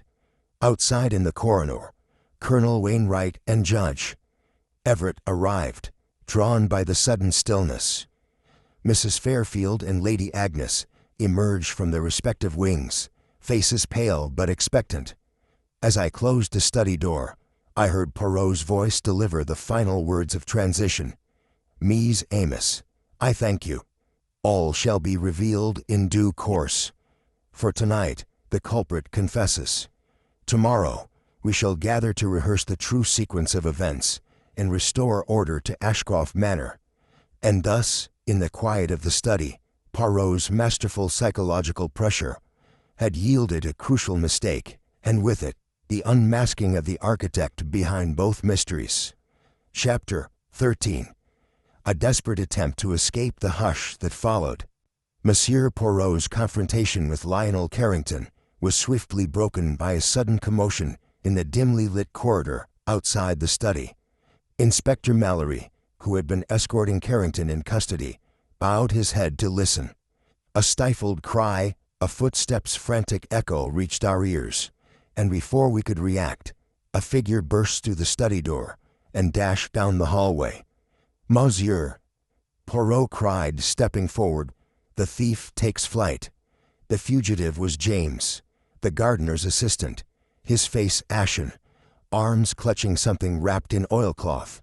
He sprinted toward the arched doorway that led to the west wing, where servants' quarters and the back entrance lay. Poirot and Mallory sprang after him, canes and handcuffs at the ready. I followed in their wake, heart pounding, as the lamplit corridor blurred beneath our feet. James's heavy boots clattered against the tiled floor, echoing through the manor's silent wings. He hurled a glance over his shoulder, panic in his eyes as he veered past closed doors.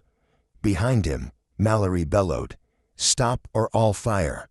But the fugitive paid no heed, his focus fixed on escape. Poirot, moving with surprising agility, placed a gloved hand on James's shoulder. With a twist and gentle force, he steered him into an alcove lined with hunting prints. The momentum threw James off balance, and he stumbled, dropping his burden to the ground. Mallory and I arrived breathless. Poirot released James, standing between man and exit. "Mon ami," he said softly, "you cannot run from what you have done." James groaned, pressing a shaking hand to his side. The oilcloth fell open to reveal the missing will, its leather cover scorched at one corner, as though hurriedly removed. Beside it lay a bent window latch, identical to the replacement Poirot had discovered. I picked up the will. "It's the very document Lady Agnes's solicitor requires." James swallowed, tears welling. I had to retrieve it. Monsieur Carrington left it with evidence, but I feared it would be lost forever. I thought I could hide it until he confessed. Poirot's cane tapped the floor. A noble thought, poorly executed. You were complicit in the theft, yet you believed yourself innocent of deceit. James burst into sobs. I only did what the master asked. He promised me a cut of the inheritance.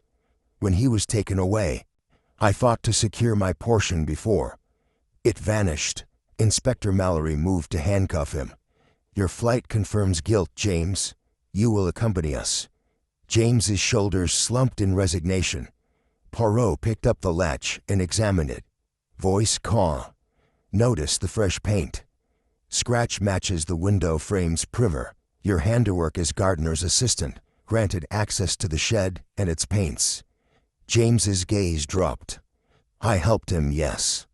I changed the latch after the deed. Poirot nodded. And you attempted to recover the will to protect hope of reward. Now you must face justice. As Mallory led James away, I turned to Poirot. So Monsieur Carrington was not alone. He had an accomplice. Poirot's small mustache quivered. Indeed, Hastings. The abduction and the will's theft required 2 sets of hands, one for the mechanics, one for the misdirection. Together, they wove a deeper tapestry of crime. He placed the broken latch beside Carrington's pen-smudged blotter. Now we hold all pieces, a monogrammed billiard ball, the replaced latches, the smudged blotter, the forged letters, and the will itself. The final piece falls into place. As we returned to the study, I marveled at the detective's composure. Though the Manor's corridors brimmed with alarms and arrests, Poirot remained serene, his keen mind already plotting the grand reveal. That evening, Ashcroft Manor felt both smaller and infinitely more profound. Behind every corridor and panel lay evidence of human frailty in the collusion of 2 desperate men. The stage was set for the final gathering, where each confession, each clue, and each motive would be laid bare. And at the heart of it all stood Hercule Poirot, little gray cells poised to untangle the final knot. Chapter 14. The final piece falls into place late that evening. The grand dining room of Ashcroft Manor lay silent, its long table cleared of the day's supper, yet still bearing the polished candlesticks whose flames flickered like hesitant confessions. Heavy drapes were drawn against the night, and only the soft rustle of servants, moving unseen through shadowed corridors, broke the hush. In the center of the room, Monsieur Poirot stood behind the head chair, his charcoal frock-coat impeccable, and his little black mustache quivering with quiet satisfaction. Mise Amos, he began, his voice resonant in the vaulted chamber. We have now heard testimony, discovered secret mechanisms, and observed human frailty at work. The hour is late, yet the hour of truth draws near. He paused, letting the weight of his words settle. Before we assemble for our final gathering, permit me to recount the pieces of our puzzle, so that all may appreciate the tapestry of events. He turned to Lady Agnes Penrose, seated to his right on a gilded side chair. She leaned forward, pale but determined, her eyes reflecting both grief and hope. Poirot addressed her gently. Madame, you received 2 mysteries.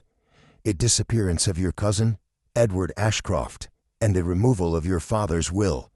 Both were orchestrated to mislead, and both serve as testament to human desperation. He raised a slender finger. Yet the final piece, without which the sequence remains incomplete, is the motive that ties deed to desire. Poirot strode to the table's center and retrieved the battered leather will. He held it aloft. Here lies the will, now in its rightful bearer's hands once more, yet marked by the fire's scorch, in the hands of thieves. He tapped its cover. Mr. Carrington believed that you, Lady Agnes, favored Miss Fairfield in the distribution. He sought to intercept this document to prevent the artist's bequest. He turned to Iris Fairfield, who sat rigidly at the far end. "Mademoiselle, you are not only the supposed victim of a staged clue, but also the intended beneficiary, whom the true culprit feared." Iris's cheeks flushed, her auburn hair catching the candlelight. She inclined her head. Poirot continued, "And so, the ivory billiard ball monogrammed IF was not merely a diversion. It was the symbol of what Mr. Carrington could not abide. Edward's intent to honor your craft with financial security. He laid the ball on the table beside the will. Yet Mr. Carrington lacked the means to execute such a plan alone. He enlisted the gardener's assistant, James, whose access to the hardware shed and knowledge of hidden keys enabled entry.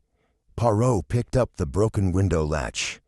James replaced this latch after the deed, believing that he could receive his promised reward before suspicion fell. He set it beside the pen-smudged blotter, but he did not foresee that the ink on the blotter, courtesy of Carrington's own fountain pen, would betray their collaboration. Poirot circled back to Inspector Mallory, who stood patiently by the sideboard. "Inspector, you found the thread of silk at the billiard room door. That false lead was designed to implicate Colonel Wainwright, whose regimental ties provided a convenient scapegoat. Yet the timing of his movements, corroborated by Mrs. Bramwell, cleared him." He nodded. "Thus we see how red herrings were cast at every turn." He returned to Lady Agnes. "Madame, you heard a thud in the corridor and sensed a faint odor of burning rubber. That odor was not from the fireplace, but from the scorched will briefly glimpsed by James as he fled." He turned to the assembled circle. "Judge Everett, Colonel Wainwright, Mrs. Ashcroft, Miss Fairfield, you each participated in this drama unknowingly, some by loyalty, some by inadvertence, all drawn into the web." The judge inclined. "Your summation is compelling, monsieur.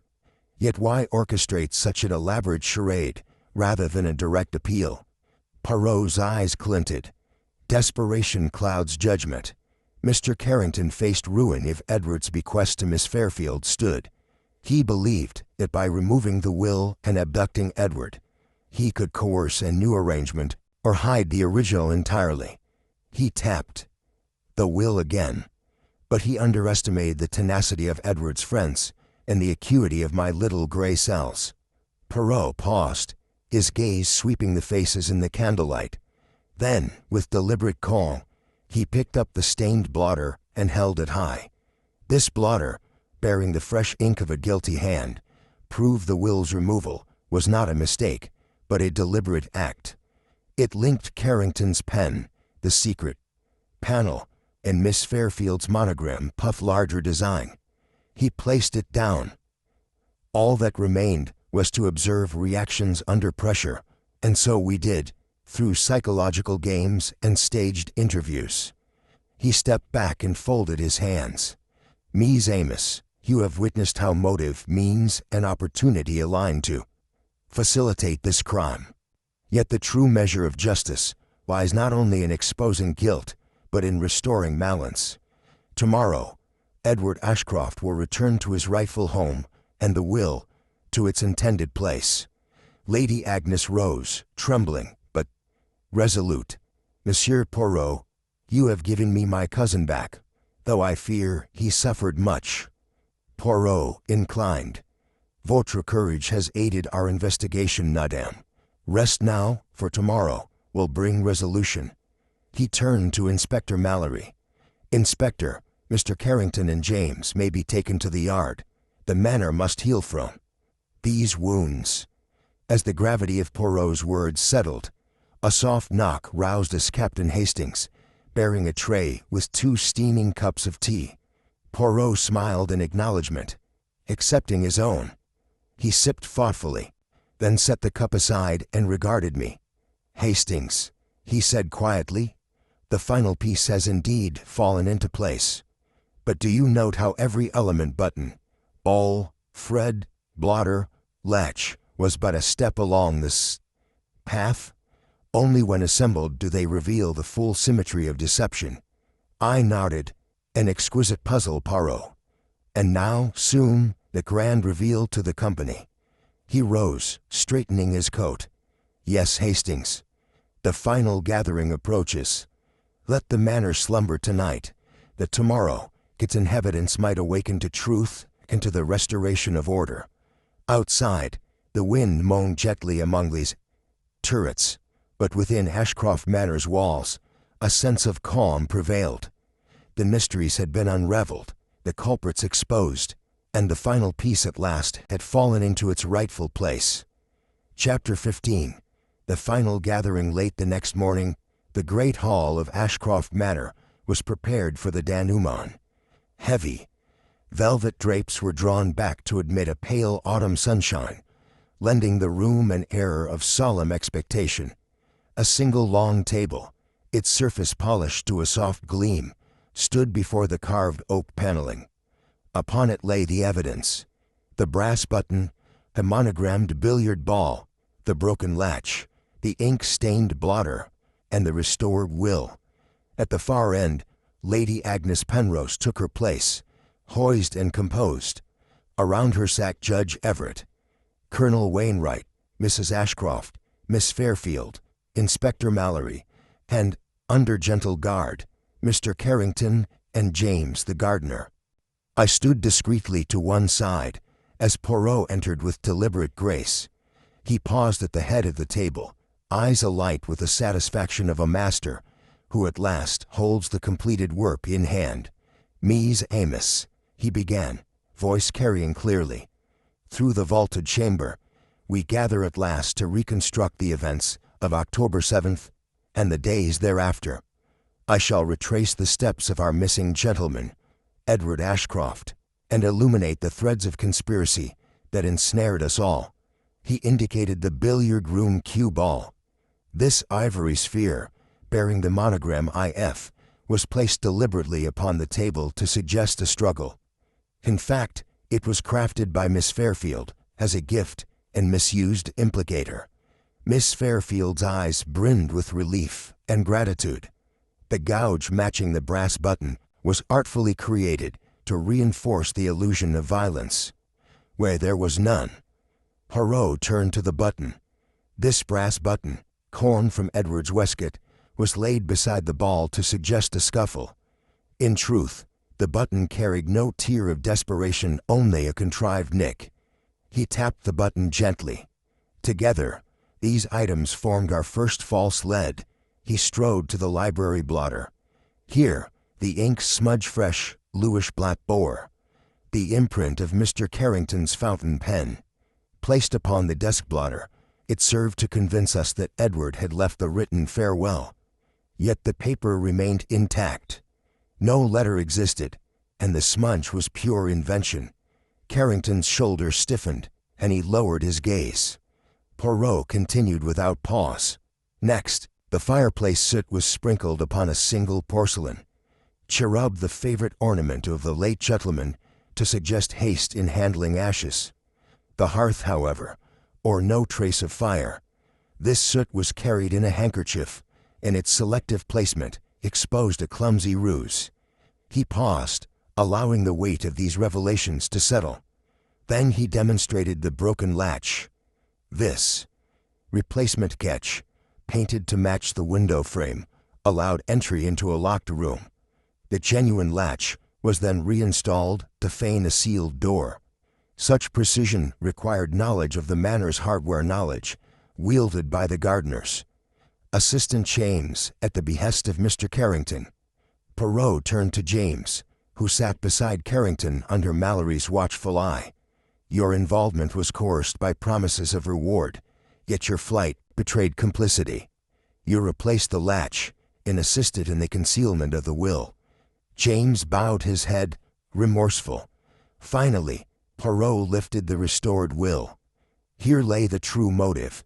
This document bequeathed a significant sum to Miss Fairfield, to recognize the artistry that Edward so admired. Mr. Carrington, facing ruin if this bequest stood, orchestrated the disappearance of Edward and the removal of this will, believing that in the ensuing confusion he could procure new terms. He placed the will gently upon the table. but in so doing, he committed two grave offenses: abduction and theft.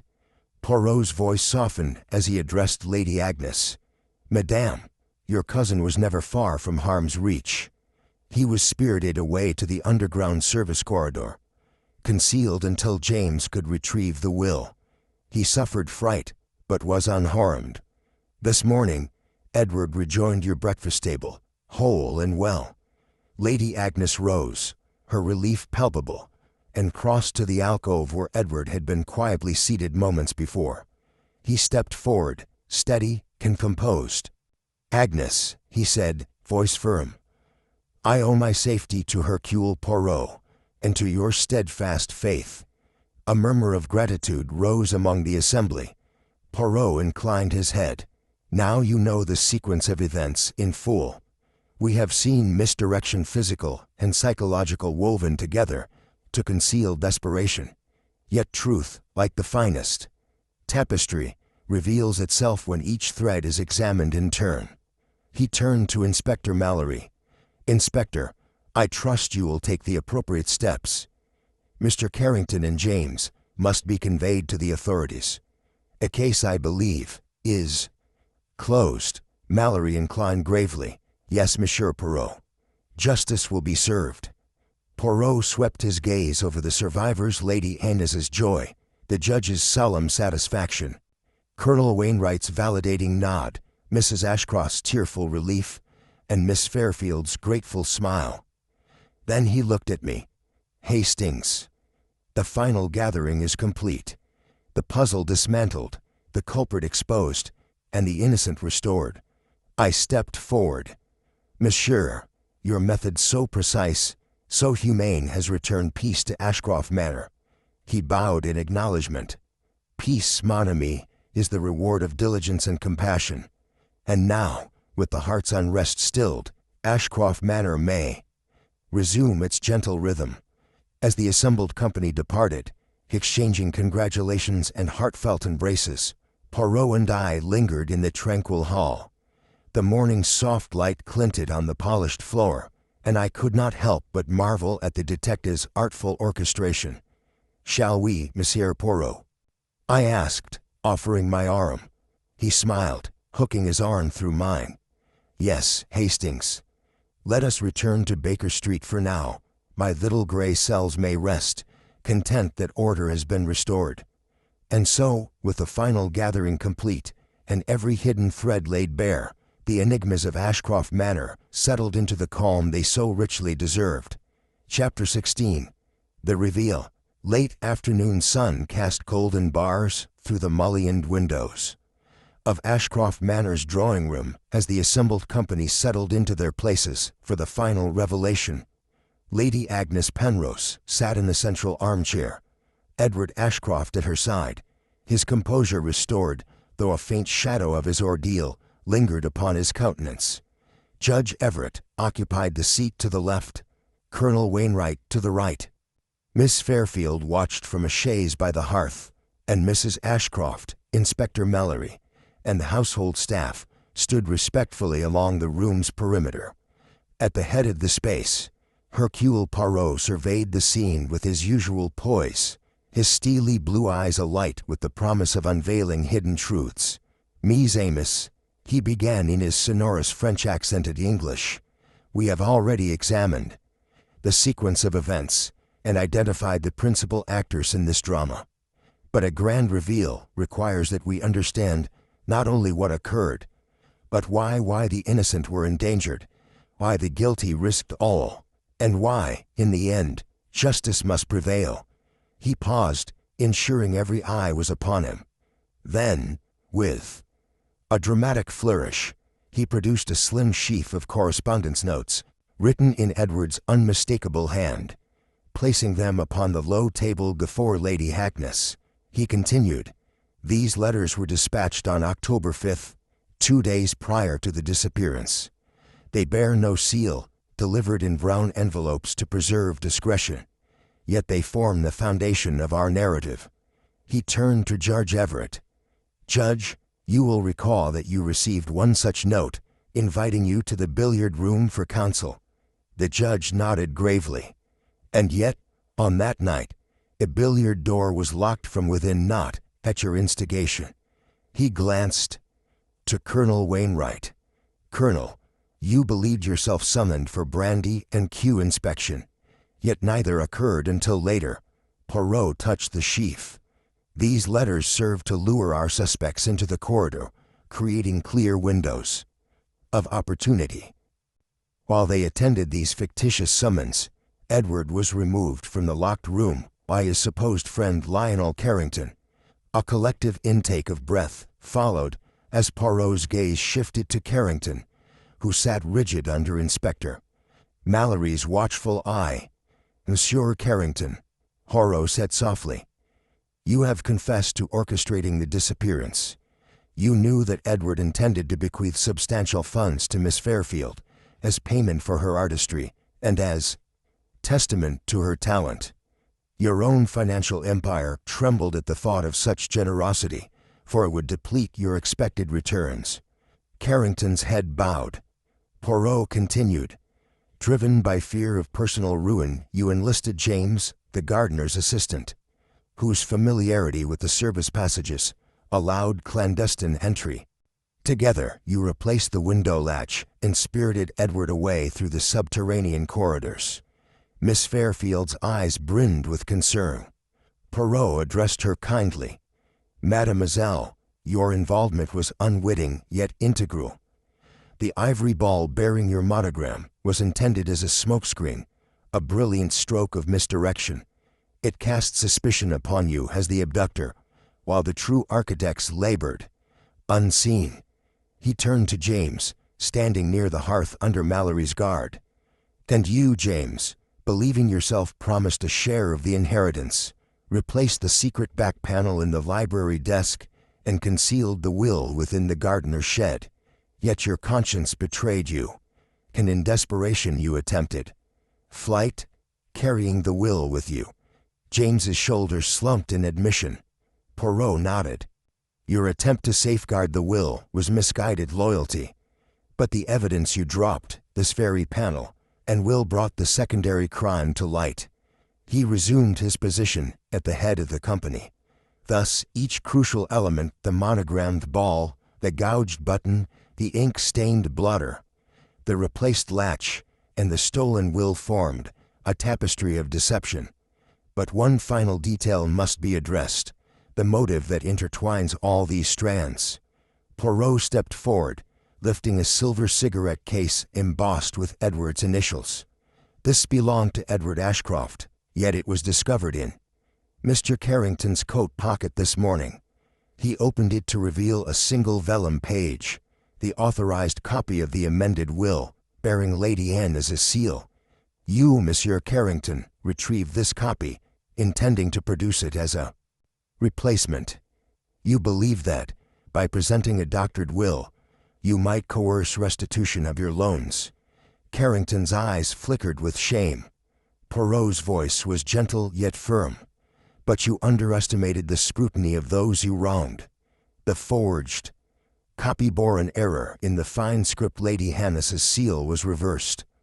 Only one intimately familiar with her stationery could have fashioned this copy, revelation of which sealed your fate. A murmur rippled through the room as the gravity of the reversed seal sank in. Poirot allowed a moment of silence before addressing the final moral. Mise Amos, the desperation of one man nearly deprived another of life and legacy. Yet fortune favored honesty. Edward was found unharmed beneath the west wing, confused but resolute to forgive. He turned to Edward and Lady Agnes. "Madame, with your will restored and the misguided culprits in custody, you may now rebuild what was threatened." Lady Agnes rose, clasping Edward's hand. "Thanks to you, Monsieur Poirot, and to the loyalty of those in this house, my family endures." Tears shone in her eyes as she embraced her cousin. Poirot closed the chapter of the reveal. "And now, let us allow the law to take its course. Inspector Mallory, Lionel Carrington, and James may accompany your officers. I trust their punishment will bring closure to this affair." Mallory stepped forward, motioning for the guards to take the two men into custody. Carrington offered a final glance to Miss Fairfield, his expression a mixture of regret and resignation. James cast his eyes downward, aware of the gravity of his actions. As the door closed behind them, Poirot addressed the survivors. Truth, once revealed in its entirety, sets all free from guilt, from fear, and from doubt. May Ashcroft Manor return to its rightful peace. Colonel Wainwright and Judge Everett both stood, offering a nod of respect to Poirot. Mrs. Ashcroft and Miss Fairfield exchanged relieved smiles. Lady Agnes and Edward, reunited in their unbroken bond, thanked the detective with heartfelt warmth. I approached Poirot, voice soft. Your reveal was flawless, mon ami. Each motive and misdirection laid bare. He inclined his head with satisfaction. Hastings, the art of deduction is nothing if not the art of clarity. And clarity, once attained, dispels all shadows. With that, the mixture of relief and admiration in the room was palpable.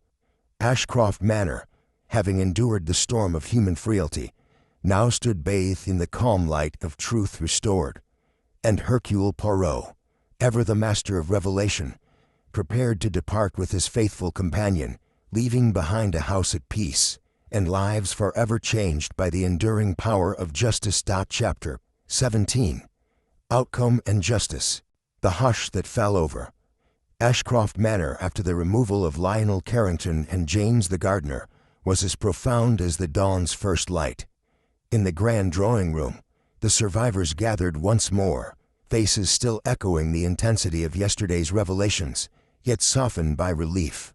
Lady Agnes Penrose stood beside her cousin Edward Ashcroft, who bore a renewed calm in his gaze. Judge Everett and Colonel Wainwright exchanged respectful nods, their shared ordeal having deepened their friendship.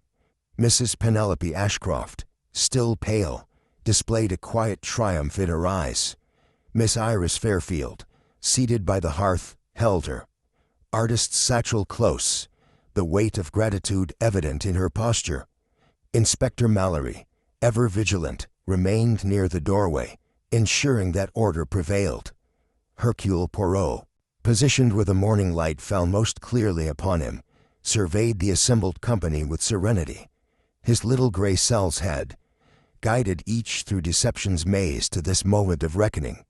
He cleared his throat gently, drawing every eye. Mies Amos, he began, voice measured.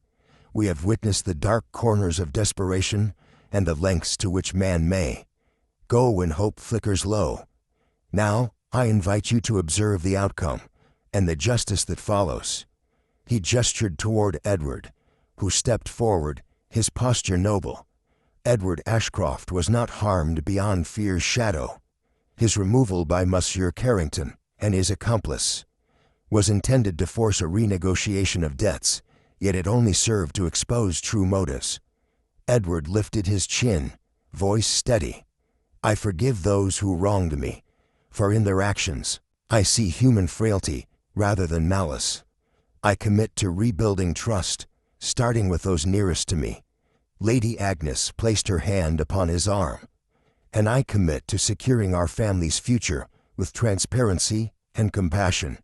Justice may be stern, but mercy grounds us in humanity. Poirot inclined courteously. Well spoken, madame. He turned to Judge Everett. Your role in advising Lady Agnes has been both dutiful and wise.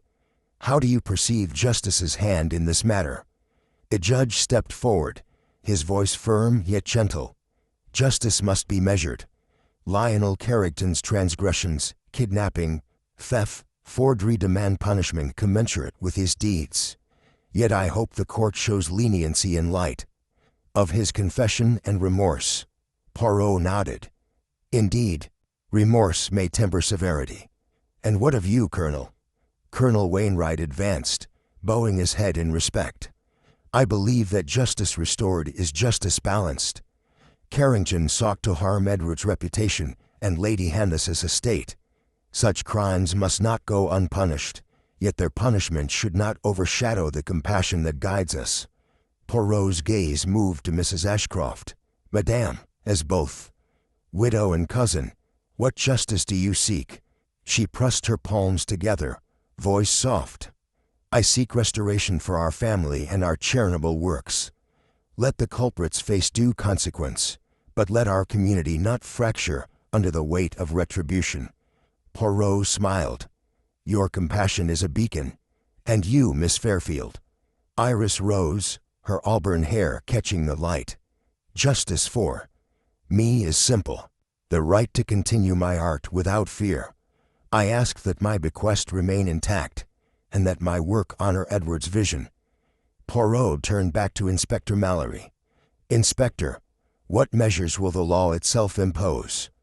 Mallory stepped forward, clearing his throat. Carrington and James will stand trial at the county assizes. Carrington faces charges of abduction, theft, and forgery. James will answer for conspiracy and accessory after the fact. Given their cooperation, I anticipate pleas of guilty and a sentencing that considers both the gravity of their actions and their eventual contrition. A murmur of assent rippled through the room. Poirot folded his hands. Very good. Justice, as administered by the law, completes the circle begun by intrigue and deception. He allowed a moment's pause, then addressed the company more broadly. Now that we have defined justice, we may speak of consequence and restoration. Edward, you will replace the forged will with a legitimate copy, witnessed by all here. Lady Agnes will oversee the reading of its provisions, reaffirming the bequests to charities and to Miss Fairfield. Edward nodded. Yes, let us proceed. Lady Agnes stepped to the desk with a genuine willet, its leather cover unmarred. Surrounded by friends and family, she opened it and read aloud its final clauses. Equal provision for Edward in case of his passing, generous endowment to the village school and hospital, and a substantial legacy to Iris Fairfield for the establishment of an art scholarship. Each serenaded through the room like a benediction. When she finished, Lady Agnes laid down the will and turned to Iris. Your legacy is secured, Iris. May it inspire many more to the beauty of creation. Iris's eyes glistened with tears of joy, and she offered a heartfelt bow. Poirot observed this exchange, then turned to me. Hastings, the restoration of order is as important as the detection of disorder. I inclined, moved by the detective's words. He faced the company once more. Mies Amos, let this moment mark the triumph of honesty, compassion, and the rule of law. Ashcroft Manor endures because its inhabitants choose trust over deceit. With the formalities concluded, the guests mingled softly, sharing smiles, embraces, and cautious laughter. I saw Colonel Wainwright guiding Mrs. Ashcroft toward the window to view the recovering lawns. Judge Everett and Lady Agnes discussing charitable plans, and Iris Fairfield conferring with Edward on her scholarship's first scholarship recipient. Poirot placed a hand on my shoulder. Hastings, our work here is done. Justice has been served, and the innocent may heal. He smiled, a rare warmth lighting his eyes. Let us return to Baker Street. There are other mysteries awaiting our little gray cells.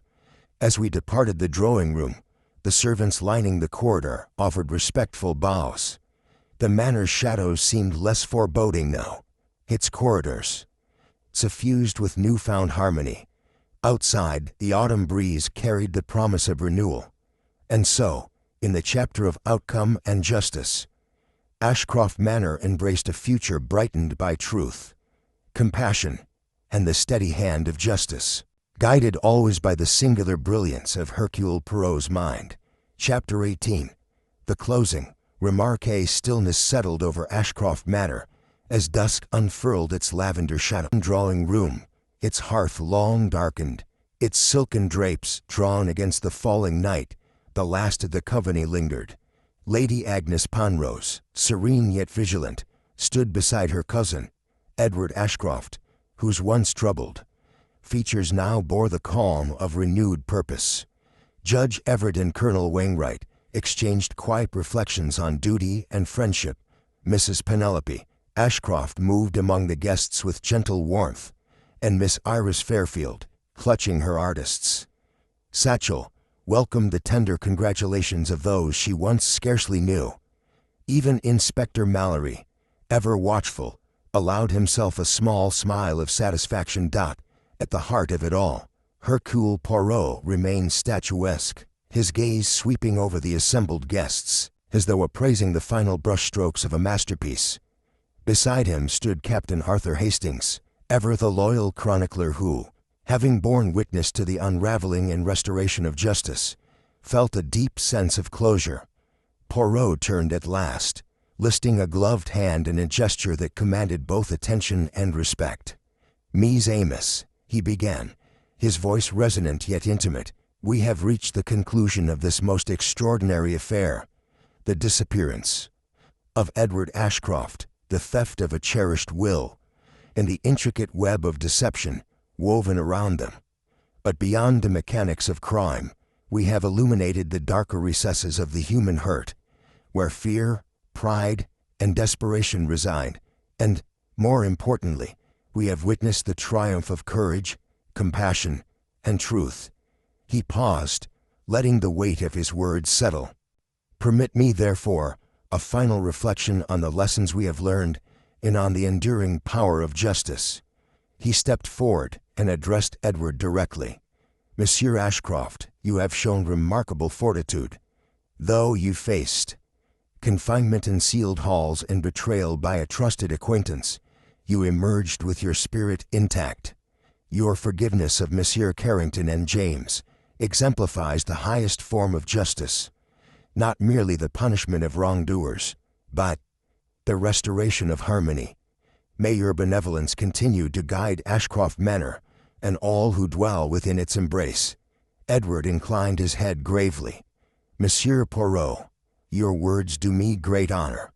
I shall never forget the kindness and wisdom you have brought to this family." Poirot next turned to Lady Agnes. "Madame, your steadfast faith and truth and your unwavering resolve have been the compass by which this investigation navigated stormy seas. You refused to yield to fear, entrusting your cousin's fate to someone you had just met, Monsieur Poirot, and to the integrity of those around you. This courage will echo through the corridors of Ashcroft Manor for generations." Lady Agnes, voice steady, replied, "I have learned that even in times of darkness, one must trust both reason and the goodness of the heart. I am deeply grateful for your guidance." Poirot's gaze then shifted to the broader circle. "To Judge Everett and Colonel Wainwright, we owe gratitude for your measured counsel and steadfast support. Your willingness to question assumptions, to confront uncomfortable truths, and to uphold the rule of law has strengthened the very foundations of justice. And to Mrs. Ashcroft, whose compassion and grace remind us that true nobility lies in humility." He let his eyes linger on Iris Fairfield beside her satchel of paintbrushes. "And to you, Mademoiselle Fairfield, whose artistry inspired both generosity and envy, we acknowledge that beauty itself can be a catalyst for both good and ill. May your scholarship flourish, nurturing young talents who, like you, will create wonders that bind us closer." Miss Fairfield offered a shy nod, eyes bright with promise. Poirot turned last to Inspector Mallory. "Inspector, your dedication to duty and your willingness to heed the counsel of little gray cells have proven invaluable. May Scotland Yard continue to embrace the marriage of procedure and intuition in every case that comes before you." Mallory dipped his head. "Thank you, Monsieur Poirot. I have learned much from your methods." Poirot surveyed the room one final time. "And now, Mies Amos, as the shadows lengthen and the day's drama recedes into memory, let us remember that justice is not merely the discovery of truth, but the restoration of peace. In this house, deceit once threatened to rend apart the bonds of family and friendship, yet truth, when pursued with patience and compassion, has proven stronger than any malice. He took a gentle step back. I shall take my leave at dawn, returning to Baker Street with my faithful companion, Captain Hastings. But before I go, allow me these final words. Trust in reason, trust in one another, and above all, trust in the power of the human heart to overcome even its darkest impulses. A hush descended as he bowed. Then, slowly, each guest rose to their feet, offering applause that was more heartfelt than celebratory. A tribute to endurance, kindness, and the indomitable spirit of truth. In that moment, Ashcroft Manor, with all its storied walls and hidden panels, felt less like a house of secrets, and more like a home renewed. As Hastings moved to pour the final cups of tea, Poirot exchanged a glance with his dear friend, an unspoken affirmation that their work here was complete. And so, beneath the autumn's fading light, the greatest mystery of Ashcroft Manor was laid to rest. Not merely the puzzle of a vanished man, but the challenge of restoring faith in justice, fellowship, and the quiet, unwavering triumph of the little gray cells.